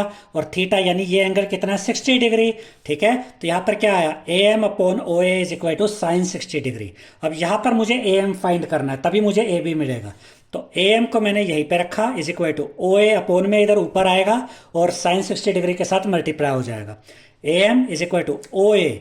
ओ ए की लेंथ कितनी है, 12 सेंटीमीटर।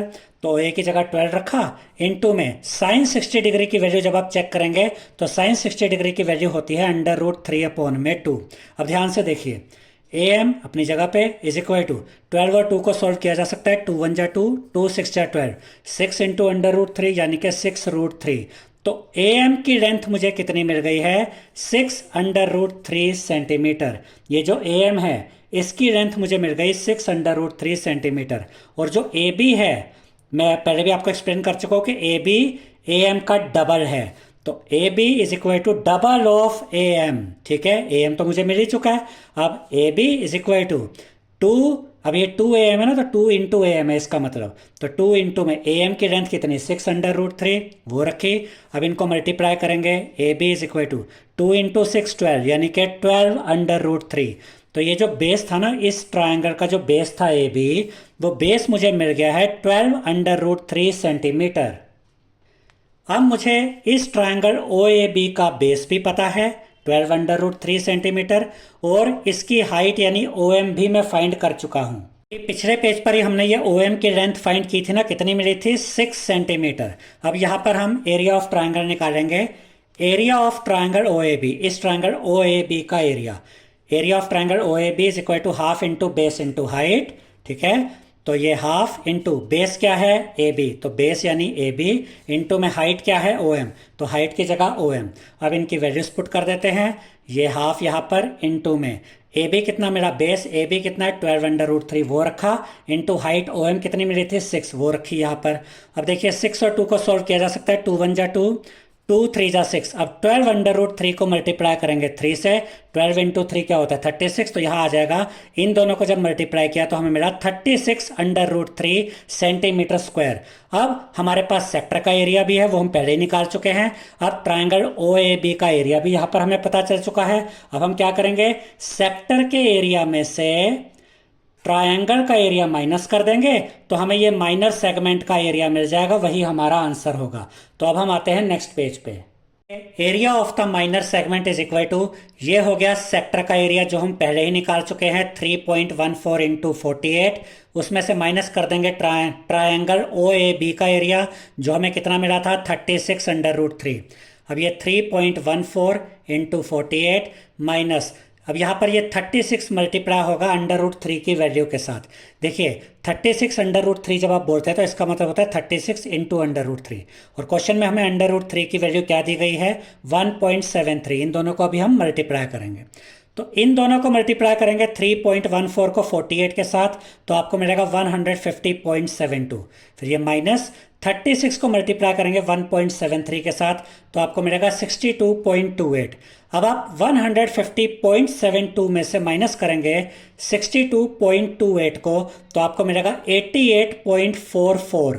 यानी कि जो area of the minor segment हमें निकालना था, ये area of the minor segment हमें कितना मिल गया है, 88.44 सेंटीमीटर स्क्वायर।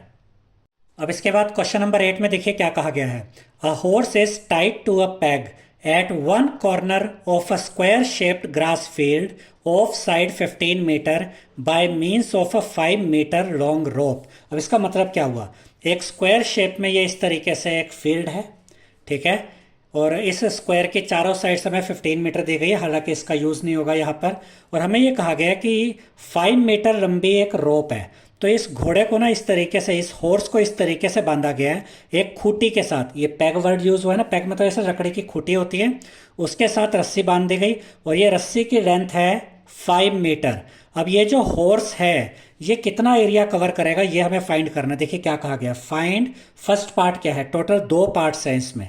पहला part, the area of that part of the field in which the horse can graze, यानी कितना एरिया ये कवर कर सकता है ग्रेजिंग के लिए। ग्रेज मतलब जैसे घास चरने के लिए। तो अगर आप ध्यान से देखें तो हमें ये सेक्टर का एरिया निकालना है, इतना एरिया, ठीक है। यहाँ पर ये आपको सेक्टर दिख रहा है, इसकी रेडियस आपको कितनी नज़र आ रही है, 5 मीटर, क्योंकि हमें जो रोप की लेंथ दी गई है वो 5 मीटर है। तो ये आपकी रेडियस हो गई। थीटा कितना होगा, ये स्क्वायर शेप है ना फील्ड, तो थीटा हो गया 90 डिग्री। सेक्टर का एरिया निकालना, इतना एरिया ये कवर कर सकता है ग्रेजिंग के लिए, ये हमें फाइंड करना है। तो इसके सोल्यूशन में हम लिखेंगे area horse can graze is equal to area of sector, यानी ये जो हॉर्स है ये कितना एरिया कवर कर सकता है ग्रेजिंग के लिए, घास चरने के लिए, उसके लिए हमें एरिया ऑफ सेक्टर चाहिए।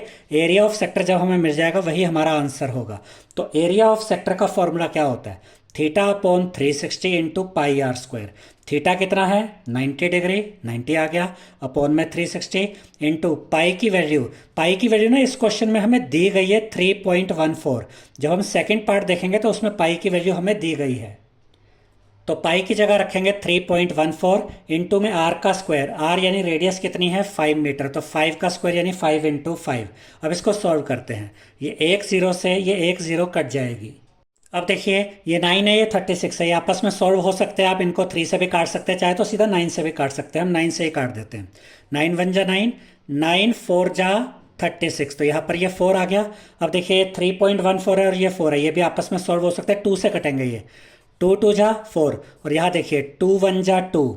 अब 3 में से 2 गया, 1 बचा, डेसिमल स्टार्ट हो गया, तो यहाँ डेसिमल 1 एंड 1 11, 2 5 जा 10, 11 में से 10 गया, 1 बचा, 1 एंड 4 14, 2 7 जा 14। तो यहाँ में क्या मिला 1.57 इंटू में 5 इंटू 5 यानी कि 25, अपोन में ये 2 बचा, तो अपोन में ये 2 आ गया। अब 1.57 को इंटू करेंगे 25 के साथ, तो आपको मिलेगा 39.25, अपोन में ये 2 आ गया। 39.25 को 2 से डिवाइड करेंगे तो आपको मिलेगा 19.625 मीटर स्क्वायर, यानी यहाँ पर ये जो फील्ड है इसमें जो ये रोप है 5 मीटर लंबी, जिसके साथ कि वो हॉर्स बंधा हुआ है एक खूंटी के साथ, तो यहाँ पर ये हॉर्स कितना एरिया कवर कर सकता है ग्रेजिंग के लिए, वो एरिया हमें मिल गया है 19.625 मीटर स्क्वायर। और ये जो एरिया हमें मिला है ये फर्स्ट पार्ट में, इसको याद रखना क्योंकि सेकंड पार्ट में भी इसका यूज किया जाएगा। सेकंड पार्ट में देखिए क्या कहा गया है, the increase in the grazing area if the rope were 10 metre long instead of 5 metre, यानी कि अब ये कहा गया है कि पहले जो रोप की लेंथ 5 मीटर थी उसको बढ़ाकर अब कर दिया गया 10 मीटर। तो अब हमें यह बताना है कि पिछली बार के कंपैरिजन में यानी फर्स्ट पार्ट के कंपैरिजन में ग्रेजिंग एरिया कितना इंक्रीज हो गया। और जैसा मैंने आपको कहा था कि पाई की वैल्यू हमें 3.14 यहाँ पर दी गई है, तो यहाँ पर हम क्या करेंगे, पहले तो ये नया एरिया फाइंड करेंगे इस सेक्टर का, क्योंकि इसमें रेडियस चेंज हो गई ना 10 मीटर, और जब इसका आंसर हमें मिल जाएगा तो फिर हम डिफरेंस निकालेंगे और फिर हमें पता चलेगा कि कितना इंक्रीज हुआ है। देखिए area horse can graze when rope is 10 metre long, यानी कि जब ये रोप की लेंथ अब 10 मीटर लॉन्ग है तो अब ये जो हॉर्स है ये कितना एरिया ग्रेज कर सकता है। तो फिर वही सेक्टर का एरिया निकालना है, theta upon 360 into pi r square. Theta कितना 90 डिग्री, क्योंकि स्क्वायर शेप की फील्ड है, तो यहाँ थीटा की जगह 90 अपॉन में ये 360 इंटू पाई की वैल्यू 3.14। रेडियस अब 10 है ना, तो 10 का स्क्वायर है ना इधर, तो 10 इंटू 10। अब देखिए ये 0 से 0 कट जाएगी, 9 1 जा 9, 9 4 जा 36। यहाँ पर क्या है 3.14, इसको मल्टीप्लाई करेंगे 10 के साथ और फिर 10 के साथ, तो यहाँ पर आपको मिल जाएगा 314, अपॉन में ये 4 है, 4 लिखा। 314 को डिवाइड करेंगे 4 से तो आपको मिल जाएगा 78.5 मीटर स्क्वायर, यानी कि अगर ये रोप की लेंथ अब 10 मीटर हो गई है तो अब ये हॉर्स कितना एरिया ग्रेस कर सकता है? 78.5 मीटर स्क्वायर। तो कितना इंक्रीज हुआ? तो यहाँ पर हम लिखेंगे increase in area is equal to, ये नया वाला एरिया है 78.5, इसमें से माइनस कर देंगे जो फर्स्ट पार्ट में एरिया मिला था 19.625। अब 78.5 में से माइनस करेंगे 19.625 तो आपको मिलेगा 58.875 मीटर स्क्वायर। यानी कि जो ग्रेजिंग का एरिया जो इंक्रीज हुआ है वो इतना इंक्रीज हुआ है 58.875 मीटर स्क्वायर। अब इसके बाद क्वेश्चन नंबर 9 में देखिए क्या कहा गया है। A brooch is made with silver wire in the form of a circle with diameter 35 millimetre. और ये आपको ये फिगर के द्वारा भी समझाया गया है कि ये एक ब्रोच है जो कि कपड़ों पे लगाया जाता है। और हमसे ये कहा गया कि सिल्वर वायर का बना हुआ है सर्कुलर शेप में। यानी कि ये जो आप देख रहे हैं ना, जो इसका सर्कुलर शेप है, ये भी सिल्वर वायर का बना हुआ है। और उसके अलावा इसका जो डायमीटर दिया गया है, यहाँ पे अगर आप काउंट करेंगे टोटल 5 डायमीटर्स है और डायमीटर की लेंथ दी गई है 35 मिलीमीटर। अब आगे देखिए क्या कहा गया है। The wire is also use in making 5 diameters. यानी कि इसमें अब दो चीज़ें हो गई। ये जो सर्कुलर शेप है ब्रोच की, ये भी सिल्वर वायर की बनी है और इसमें 5 डायमीटर्स हैं इस ब्रोच में, और वो 5 डायमीटर्स भी सिल्वर वायर के ही बने हैं। Which divides the circle into 10 equal sectors as shown in figure. और ये भी कहा गया कि ये जो 5 डायमीटर यहाँ पर दिए गए हैं ना, आप काउंट करेंगे तो यहाँ 5 डायमीटर आपको पता चलेंगे। और ये जो 5 डायमीटर्स है इस सर्कुलर ब्रोच में, ये इस सर्कुलर ब्रोच को 10 इक्वल सेक्टर्स में डिवाइड करते हैं। यही लिखा है ना, विच divide the circle into 10 equal sectors. तो यहाँ पर आपको ये काउंट करेंगे तो टोटल 10 इक्वल सेक्टर्स मिलेंगे यहाँ पर आपको। अब आपको यहाँ फाइंड क्या करना है? यहाँ पर दो चीजें फाइंड करनी है। पहली, the total length of the silver wire required. यानी कि इस यहाँ जो टोटल वायर यूज हुई है, टोटल सिल्वर वायर, एक तो वो हमें पता करनी है कितनी यूज हुई है, उसकी लेंथ पता करनी है। टोटल सिल्वर वायर जो इसमें यूज हुई है ब्रोच में, उसकी लेंथ पता करनी है। और सेकंड पार्ट में the area of each sector of the broach. यानी कि यहाँ पर ये जितने भी सेक्टर हैं, हमें हर सेक्टर का एरिया बताना है। तो सभी सेक्टर्स का एरिया इक्वल ही होगा, तो एक सेक्टर का एरिया हम निकाल लेंगे, वही सभी सेक्टर्स का भी एरिया होगा।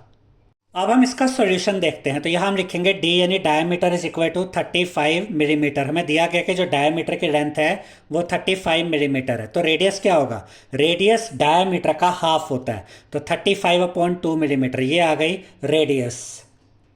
अब फर्स्ट पार्ट को हम सॉल्व करते हैं। पहले तो फर्स्ट पार्ट में हमें फाइंड करना है कि जो सिल्वर वायर यूज हुई है इस ब्रोच में, उसकी लेंथ कितनी है। तो यहाँ हम लिखेंगे total length of silver wire is equal to 2πr plus 5 into diameter. इसका मतलब क्या हुआ? जब हम यहाँ लिख रहे हैं 2πr, तो इसका मतलब सबसे पहले तो हम ये सरकमफ्रेंस पता करेंगे, क्योंकि ये सिल्वर वायर का बना है। उसमें प्लस कर देंगे 5 इंटू डायमीटर, क्योंकि जो 5 डायमीटर यहाँ पर बने हुए हैं ये भी सिल्वर वायर के भी हैं। तो यहाँ पर जब हम इनको फाइंड कर लेंगे, यानी कि 2πr सरकमफ्रेंस हो गया, 5 इंटू डायमीटर हो गया, और इनको जब हम फाइनली ऐड कर देंगे तो हमें वो लेंथ मिल जाएगी कि जो सिल्वर वायर यूज हुई है इस ब्रोच को बनाने में, उसकी टोटल लेंथ कितनी है। यहाँ से ये सर्कुलर शेप वाली लेंथ पता चल जाएगी, यहाँ से पांचों डायमीटर की लेंथ पता चल जाएगी। अब यहाँ पर देखिए ये 2 आ गया, इनटू में पाई की वैल्यू 22/7, इनटू में आर यानी रेडियस 35/2, प्लस का साइन 5 इंटू डायमीटर। डायमीटर की लेंथ कितनी है? 35 मिलीमीटर। तो 5 डायमीटर है ना, तो 5 इंटू डायमीटर, यानी कि 5 इंटू एक डायमीटर की लेंथ है 35, तो 5 इंटू 35 आ गया। अब यहाँ पर देखिए ये 2 से ये 2 कट जाएगा, और ये 7 1 जा 7, 7 5 जा 35। अब देखिए 22 इंटू 5 करेंगे तो क्या मिलेगा? 110, प्लस 5 इंटू 35 करेंगे तो क्या मिलेगा? 175। इन दोनों को ऐड कर देंगे, 110 को और 175 को, तो आपको मिलेगा 285। तो यहाँ पर जो total length of silver wire हमें पता करनी थी कि इस ब्रोच को बनाने में जो सिल्वर वायर यूज हुई है उसकी टोटल लेंथ कितनी है, वो टोटल लेंथ हमें मिल गई है 285 मिलीमीटर। अब एक सॉल्यूशन तो हमने देख लिया, अब इसी का सेकंड पार्ट पता करते हैं। सेकंड पार्ट में क्या निकालना है? The area of each sector of the broach. यानी कि जितने भी यहाँ पर सेक्टर है, टोटल 10 सेक्टर बन रहे हैं, 1 2 3 ऐसे आप काउंट करेंगे तो 10 सेक्टर्स बनेंगे। तो हमें ईच सेक्टर का एरिया पता करना, तो किसी भी एक सेक्टर का हम एरिया निकाल लेते हैं, हर सेक्टर का वही एरिया होगा। अब ये फर्स्ट पार्ट को तो हमने सॉल्व कर लिया। अब इसके बाद सेकंड पार्ट में क्या है, the area of each sector of the broach, यानी कि यहाँ पर जो टोटल ये 10 सेक्टर्स बन रहे हैं, हमें ईच सेक्टर का एरिया पता करना है। तो ये हम कैसे पता करेंगे, तो सेकंड पार्ट को यहाँ पे सॉल्व करते हैं।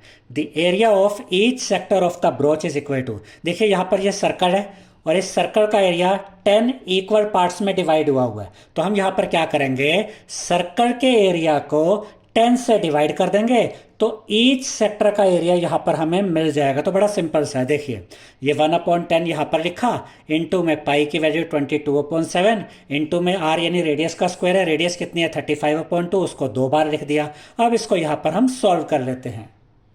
अब यहां पर देखिए ये 10 है, ये 22 है, इसको सॉल्व किया जा सकता है। 2 5 जा 10, 2 11 जा 22, इसके अलावा 5 1 जा 5, 5 7 जा 35, और ये 7 से ये 7 कट जाएगा।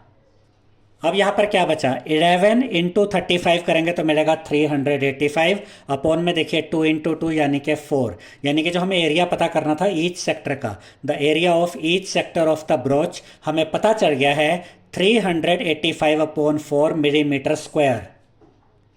और आपकी एनसीईआरटी बुक में यही आंसर दिया गया, तो मैंने भी सॉल्यूशन यही रोक दिया। अगर आप चाहें तो इसको डेसिमल में भी इस आंसर को निकाल सकते हैं। क्वेश्चन नंबर 10 में देखिए हमसे क्या कहा गया है, an umbrella has 8 ribs which are equally spaced, यानी कि यहाँ पर अगर आप देखेंगे ना, ये अम्ब्रेला में 8 रिप्स है। ये रिप्स देख रहे हैं, ये जो लाइंस आपको ऐसे कर्व नजर आ रही है ना, ये रिप्स हैं। हालांकि ये और अच्छे से क्लियर हो जाता है जब आप इसको एक सर्कुलर शेप में देखते हैं, यानी ये जो अम्ब्रेला है इसी को अगर फ्लैट कर दिया जाए, जैसा कि क्वेश्चन में आगे कहा भी गया है, तब आपको ये रिप्स बड़ी क्लियरली नजर आ जाएंगे। ये रिप्स नजर आ रही हैं, ठीक है, इन पे ध्यान देना है आपने। An umbrella has 8 ribs, total 8 ribs हैं, विच आर इक्वली स्पेस्ड, और इन सब के बीच में, जैसे कि एक रिब ये हो गई, एक रिब ये हो गई, इन सब के बीच में ये जो स्पेस, ये जो एरिया आप देख रहे हैं, ये इक्वल है, यानी जितना एरिया इधर उतना इधर उतना इधर उतना इधर, सब में सेम एरिया यहाँ कवर हो रहा है। Assuming umbrella to be a flat circle, इस अम्ब्रेला को अगर आप एक फ्लैट सर्कल की तरह देखते हैं, ऑफ रेडियस 45 सेंटीमीटर, यहाँ पर जो रेडियस है ये 45 सेंटीमीटर है। Find the area between the 2 consecutive ribs of the umbrella, तो कोई भी 2 कंसेक्यूटिव रिब्स अगर आपके पास है तो उनके बीच का जो एरिया है वो हमें पता करना है। ये बड़ा ही इजी क्वेश्चन है। यहाँ पर अगर आप देखेंगे कि ये जो सर्कल है ये 8 इक्वल पार्ट्स में डिवाइडेड है, 1 2 3 4 5 6 7 8। तो हम क्या करेंगे, हमें ये एरिया पता करना है कि 2 कंसेक्यूटिव रिब्स के बीच में कितना एरिया है। तो हम क्या करेंगे, सर्कल का एरिया निकालेंगे और उसको 8 से डिवाइड कर देंगे। तो ये जो हमसे पूछा गया है 2 कंसेक्यूटिव रिब्स के बीच का एरिया, वो हमें पता चल जाएगा।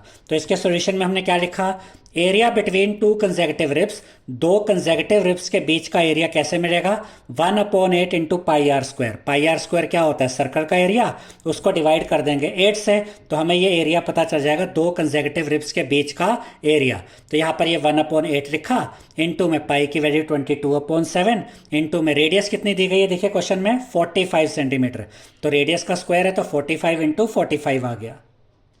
अब देखिए स्टूडेंट्स, ये 22 और ये 8 इसको आपस में सॉल्व किया जा सकता है। 2 की टेबल से कटेंगे, ये 2 4 जा 8, और यहाँ देखिए 2 11 जा 22। अब आप 11 को 45 को और 45 को इन तीनों को मल्टीप्लाई करेंगे तो मिलेगा 22275, और अपॉन में 4 इंटू 7 करेंगे तो मिलेगा 28। यानी ये जो हमें 2 कंसेक्यूटिव रिब्स के बीच का एरिया पता करना था वो हमें मिल गया है 22,275 अपॉन में 28 सेंटीमीटर स्क्वायर, और आपकी एनसीईआरटी बुक में यही आंसर दिया गया है। अगर आप चाहें तो इसको आगे सॉल्व करके डेसिमल फॉर्म में भी ला सकते हैं, मैंने वही आंसर आपको दिखाया जो आपकी एनसीईआरटी बुक में दिया गया है। अब इसके बाद क्वेश्चन नंबर 11 देखते हैं। A car has 2 wipers which do not overlap, एक कार में ये 2 वाइपर्स है जो कि एक दूसरे को ना तो टच करते हैं ना एक दूसरे के ऊपर आते हैं, यानी एक दूसरे को ओवरलैप नहीं करते। Each wiper has a blade of length 25 centimetre sweeping through an angle of 115 degree. यहाँ पर आप देख सकते हैं कि जो 2 वाइपर्स की बात की गई है, जो कि कार के 2 वाइपर्स हैं, इनके लिए कहा गया कि इनकी जो ब्लेड ऑफ लेंथ है, यानी अगर आप ये देखेंगे ना तो ये सेक्टर बन रहा है, और ये जो रेडियस दी गई है ना, ये ब्लेड ऑफ लेंथ और कुछ नहीं, इसकी रेडियस है 25 सेंटीमीटर, ठीक है।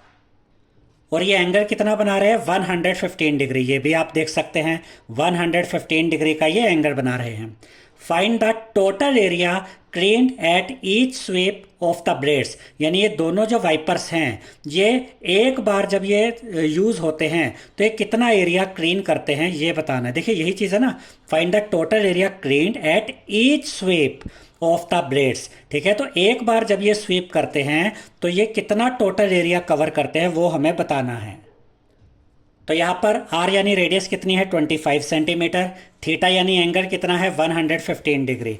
अब यहाँ पर देखिए total area cleaned at each sweep of the blades is equal to, यहाँ पर ये जो फॉर्मूला है ना, ये फॉर्मूला किसका है, एरिया ऑफ सेक्टर का, और उसको 2 से मल्टीप्लाई किया हुआ है क्योंकि यहाँ पर ये 2 सेक्टर हैं। ठीक है, तो 2 into theta upon 360 into pi r square.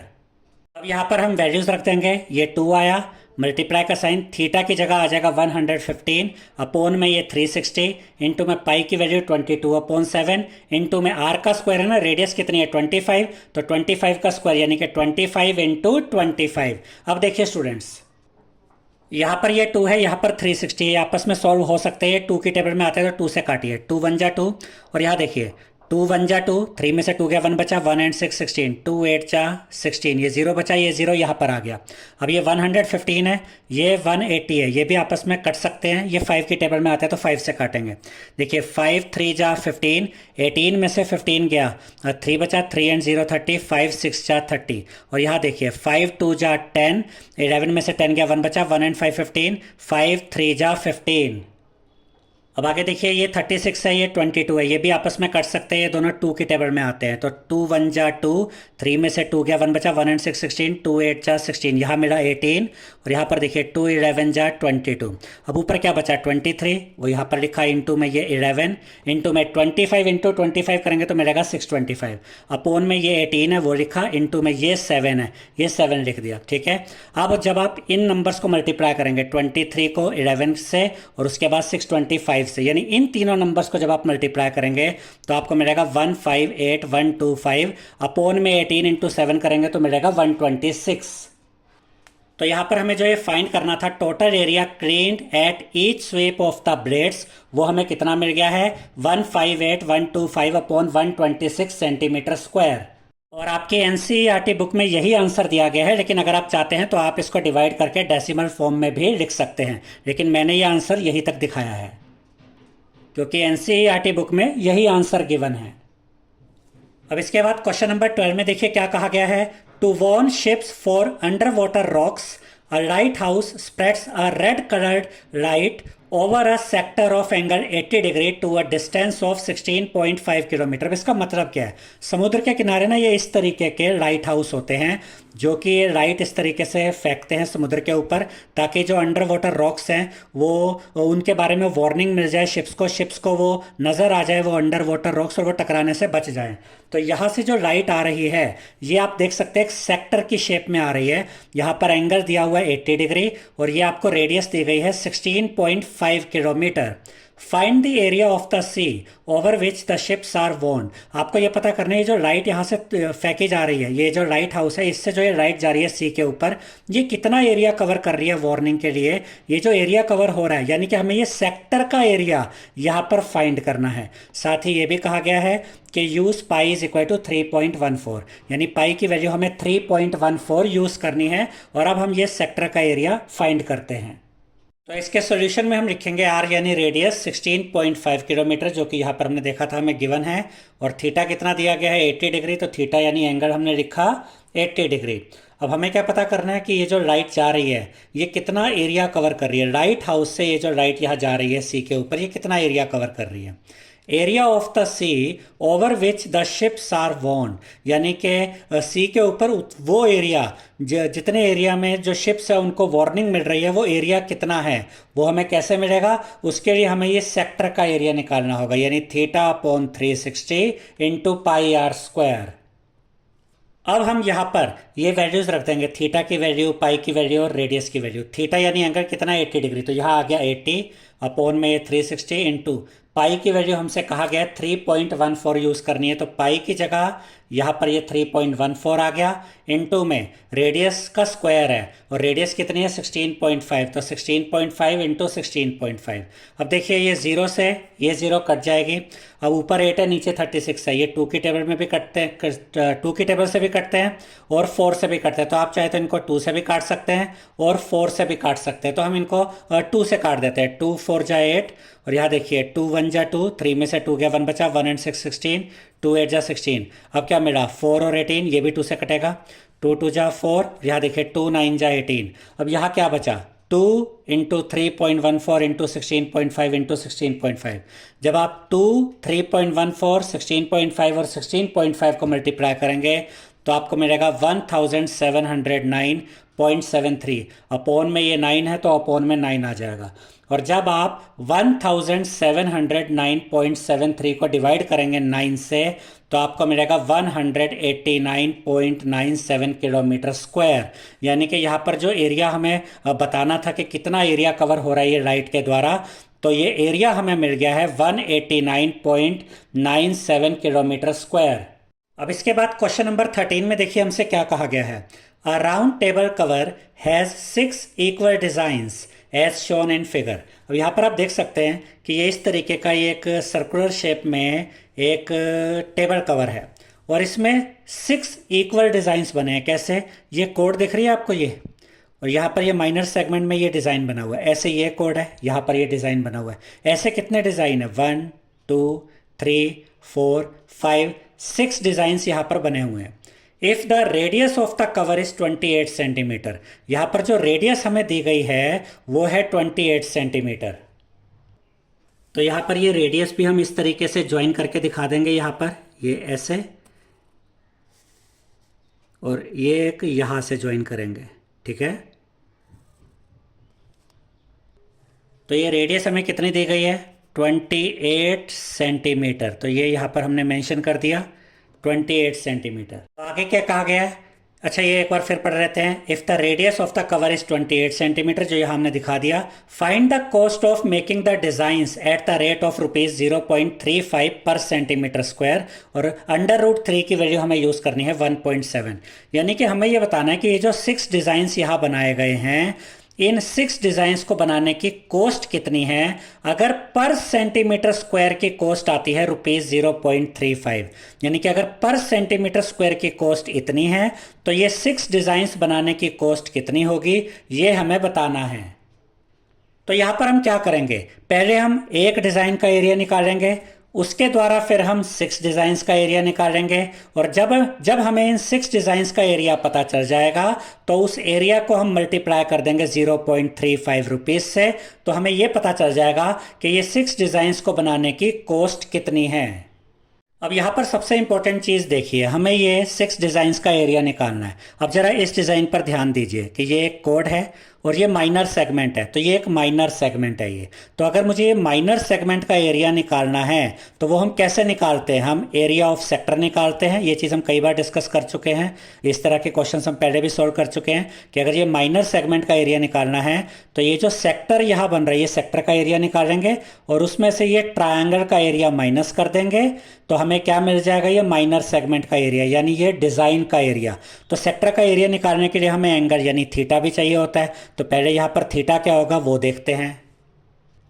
और यहाँ पर ना मैं इसको एक नाम भी दे देता हूँ, जैसे ए, ये सेंटर को दिया ओ और इसको बी, तो ये ट्रायंगल जो बनेगा ना ये ट्रायंगल बन जाएगा AOB, ठीक है। और अब सबसे पहले इस सेक्टर का थीटा यानी एंगल पता करते हैं। देखिए यहाँ पर ये जो सेंटर पे ये जो पूरा एंगल बनेगा ये कितना होगा 360 डिग्री, ठीक है। अब ध्यान से समझिए इस बात को, यहाँ टोटल एंगल बन रहा है 360 डिग्री। जब हमने इस तरीके से यहाँ से ये 2 रेडियस मिलाई तो ये इस वाले सेक्टर का एंगल यहाँ बन रहा है। ऐसे आप इसको भी तो यहाँ पर ऐसे मिला सकते हैं, जैसे कि इसको ऐसे मिलाएंगे, इसको ऐसे मिलाएंगे, ये मैं रफली मिला रहा हूँ अभी, ऐसे इसको भी मिलाएंगे, ऐसे यहाँ इसको मिलाएंगे, तो ये जो 360 डिग्री है ये कितने इक्वल पार्ट्स में बट गया 1 2, उसके बाद यहाँ पर 3। इसको ज़रा दोबारा देख लेते हैं, इसको मैं थोड़ा सा डार्क कर लेता हूँ ताकि आपको ना ये क्लियरिटी से नज़र आ जाए। देखिए एक एंगल 1, ये 2, ये 3, ये 4, ये 5 और ये 6, यानी ये 360 डिग्री आपका 6 इक्वल पार्ट्स में बट रहा है। तो एक पार्ट यानी इतना एंगल कैसे मिलेगा हमें, हम 360 को 6 से डिवाइड कर देंगे तो हमें ये थीटा ये एंगल मिल जाएगा। देखिए सेंट्रल एंगल है 360 डिग्री, ये पूरा एंगल 360 डिग्री है। एंगल ऑफ ईच सेक्टर, ये जितने भी सेक्टर यहाँ बन रहे हैं इन सब में जो एंगल बनेगा वो हम कैसे निकालेंगे, 360 डिग्री को 6 से डिवाइड कर देंगे, क्योंकि ये 360 डिग्री 6 इक्वल पार्ट्स में डिवाइड हो रहा है। ये 6 से काटते हैं, 6 1 जा 6, 6 6 जा 36, ये 0 बचा यानी 60 डिग्री। यानी कि ये जो थीटा, ये जो एंगल हमें चाहिए था ये मिल गया है 60 degree. Area of one design, और ये डिज़ाइन किस शेप में किस फॉर्म में है, ये माइनर सेगमेंट का एरिया हमें निकालना है। तो area of one design is equal to, और माइनर सेगमेंट का एरिया कैसे निकालते हैं, एरिया ऑफ सेक्टर, उसमें से माइनस कर देंगे area of equilateral triangle A O B. अब देखिए अगर मैं ये एरिया ऑफ सेक्टर निकाल लूँ और उसमें से ये ट्रायंगल का एरिया माइनस कर दूं तो मुझे माइनर सेगमेंट का एरिया मिल जाएगा। अब हो सकता है कि आप सोचें कि ये हमें कैसे पता चला कि ट्रायंगल ए ओ बी एक इक्विलेटरल ट्रायंगल है। हम पहले भी इस चीज़ को डिस्कस कर चुके हैं कि अगर आपके पास इस तरीके से ट्रायंगल दिया गया है और उसमें आपका ये एंगल 60 डिग्री बन रहा है तो ये एक इक्विलेटरल ट्रायंगल ही होगा। और इसके रीज़न पहले भी मैं आपको समझा चुका हूँ, कुछ क्वेश्चंस में हम ये चीज़ देख चुके हैं। जैसे ये दो साइड्स इक्वल है ना, ये दो साइड्स 28 सेंटीमीटर है तो इनके अपोजिट एंगल्स भी आपस में इक्वल होंगे। अब अगर देखें तो तीनों एंगल्स का सम क्या होता है 180 डिग्री। ये अगर 60 है तो बाकी कितना बचा 120, जो इक्वल पार्ट्स में बटा होगा, यानी कि 60 60। तो 60 60 120 120 और 60 180। तो ये कैसा ट्रायंगल बन गया, इक्विलेटरल ट्रायंगल, इसलिए हमने यहाँ पर इसको इक्विलेटरल ट्रायंगल लिखा है। अब हम ये एक डिज़ाइन का एरिया निकालते हैं। तो एरिया ऑफ सेक्टर का फॉर्मूला लिखा theta upon 360 into pi r square, minus में एरिया ऑफ इक्विलेटरल ट्रायंगल का फॉर्मूला लिखा √3/4 साइड का स्क्वायर।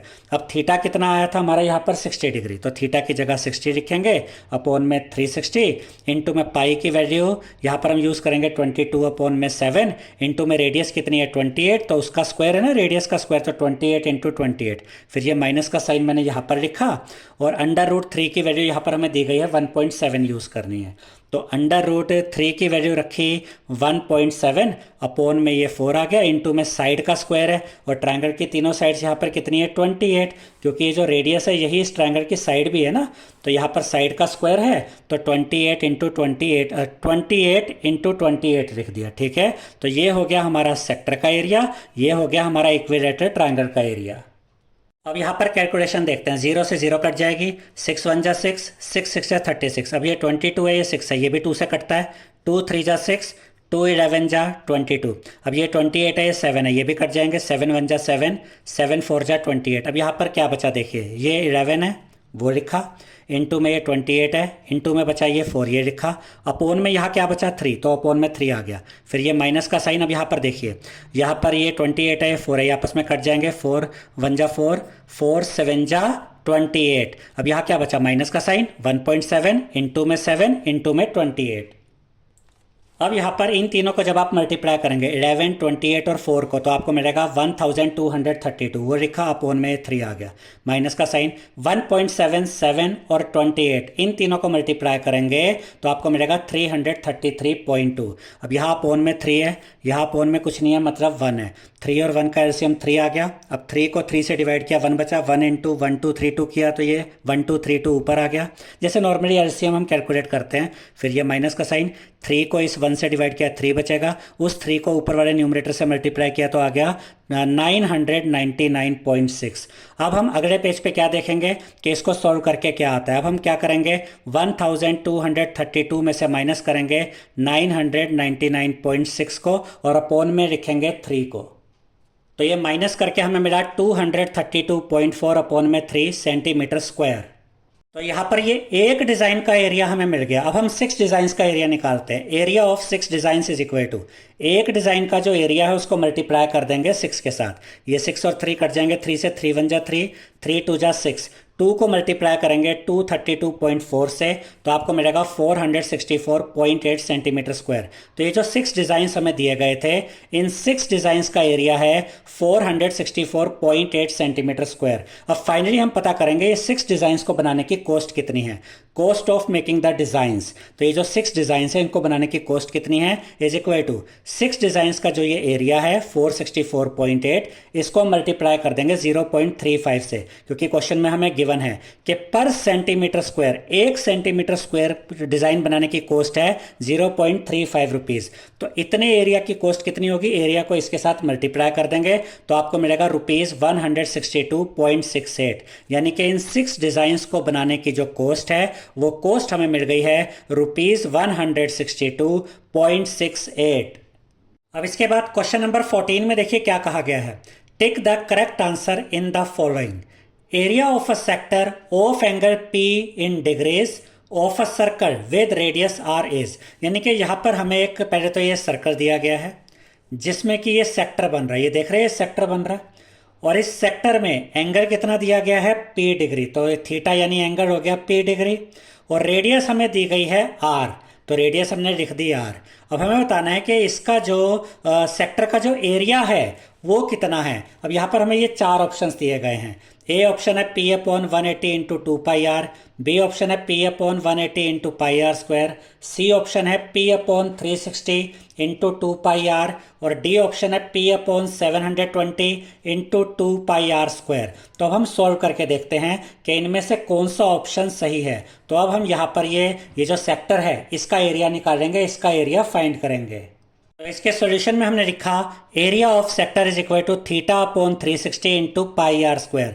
थीटा कितना है P, तो थीटा की जगह आ गया P, ठीक है, अपॉन में ये 360 इंटू में पाई। अब यहाँ पर जो रेडियस है वो कैपिटल R दी गई है। देखिए यहाँ क्वेश्चन में दिया हुआ ना रेडियस कैपिटल R है, तो इसलिए हमने यहाँ पर ये रेडियस के लिए ये कैपिटल R लिखा, और इसका स्क्वायर है तो कैपिटल R का स्क्वायर। तो अभी हमें क्या मिला P/360 इंटू πr², ये हमें मिल गया एरिया ऑफ सेक्टर, ठीक है। अब यहाँ पर मैच करते हैं कि ये P/360 इंटू πr² किसके साथ मैच कर रहा है, ये मैच करेगा डी ऑप्शन के साथ। अब आप कहेंगे यहाँ पर तो डी ऑप्शन में P/720 इंटू 2πr² है, इसको जरा सोल्व करके देखिए। 2 और 720 है ना, ये 2 से कटता है, 2 1 जा 2, और यहाँ देखिए 2 3 जा 6, 7 में से 6 गया 1 बचा, 1 and 2 12, 2 6 जा 12, बचा क्या 0। तो फाइनली इसको हम कैसे लिख सकते हैं, P ऊपर है, अपोन में क्या है 360, तो ये लिखा 360, फिर इंटू का साइन, और यहाँ पर पाई, और साथ में कैपिटल R²। देखिए ये मैच कर रहा है ना, P/360 इंटू πr², सेम चीज़ आ रही है। इसका मतलब ऑप्शन डी करेक्ट है। तो फाइनली हम यहाँ पर लिखेंगे ऑप्शन डी इज करेक्ट।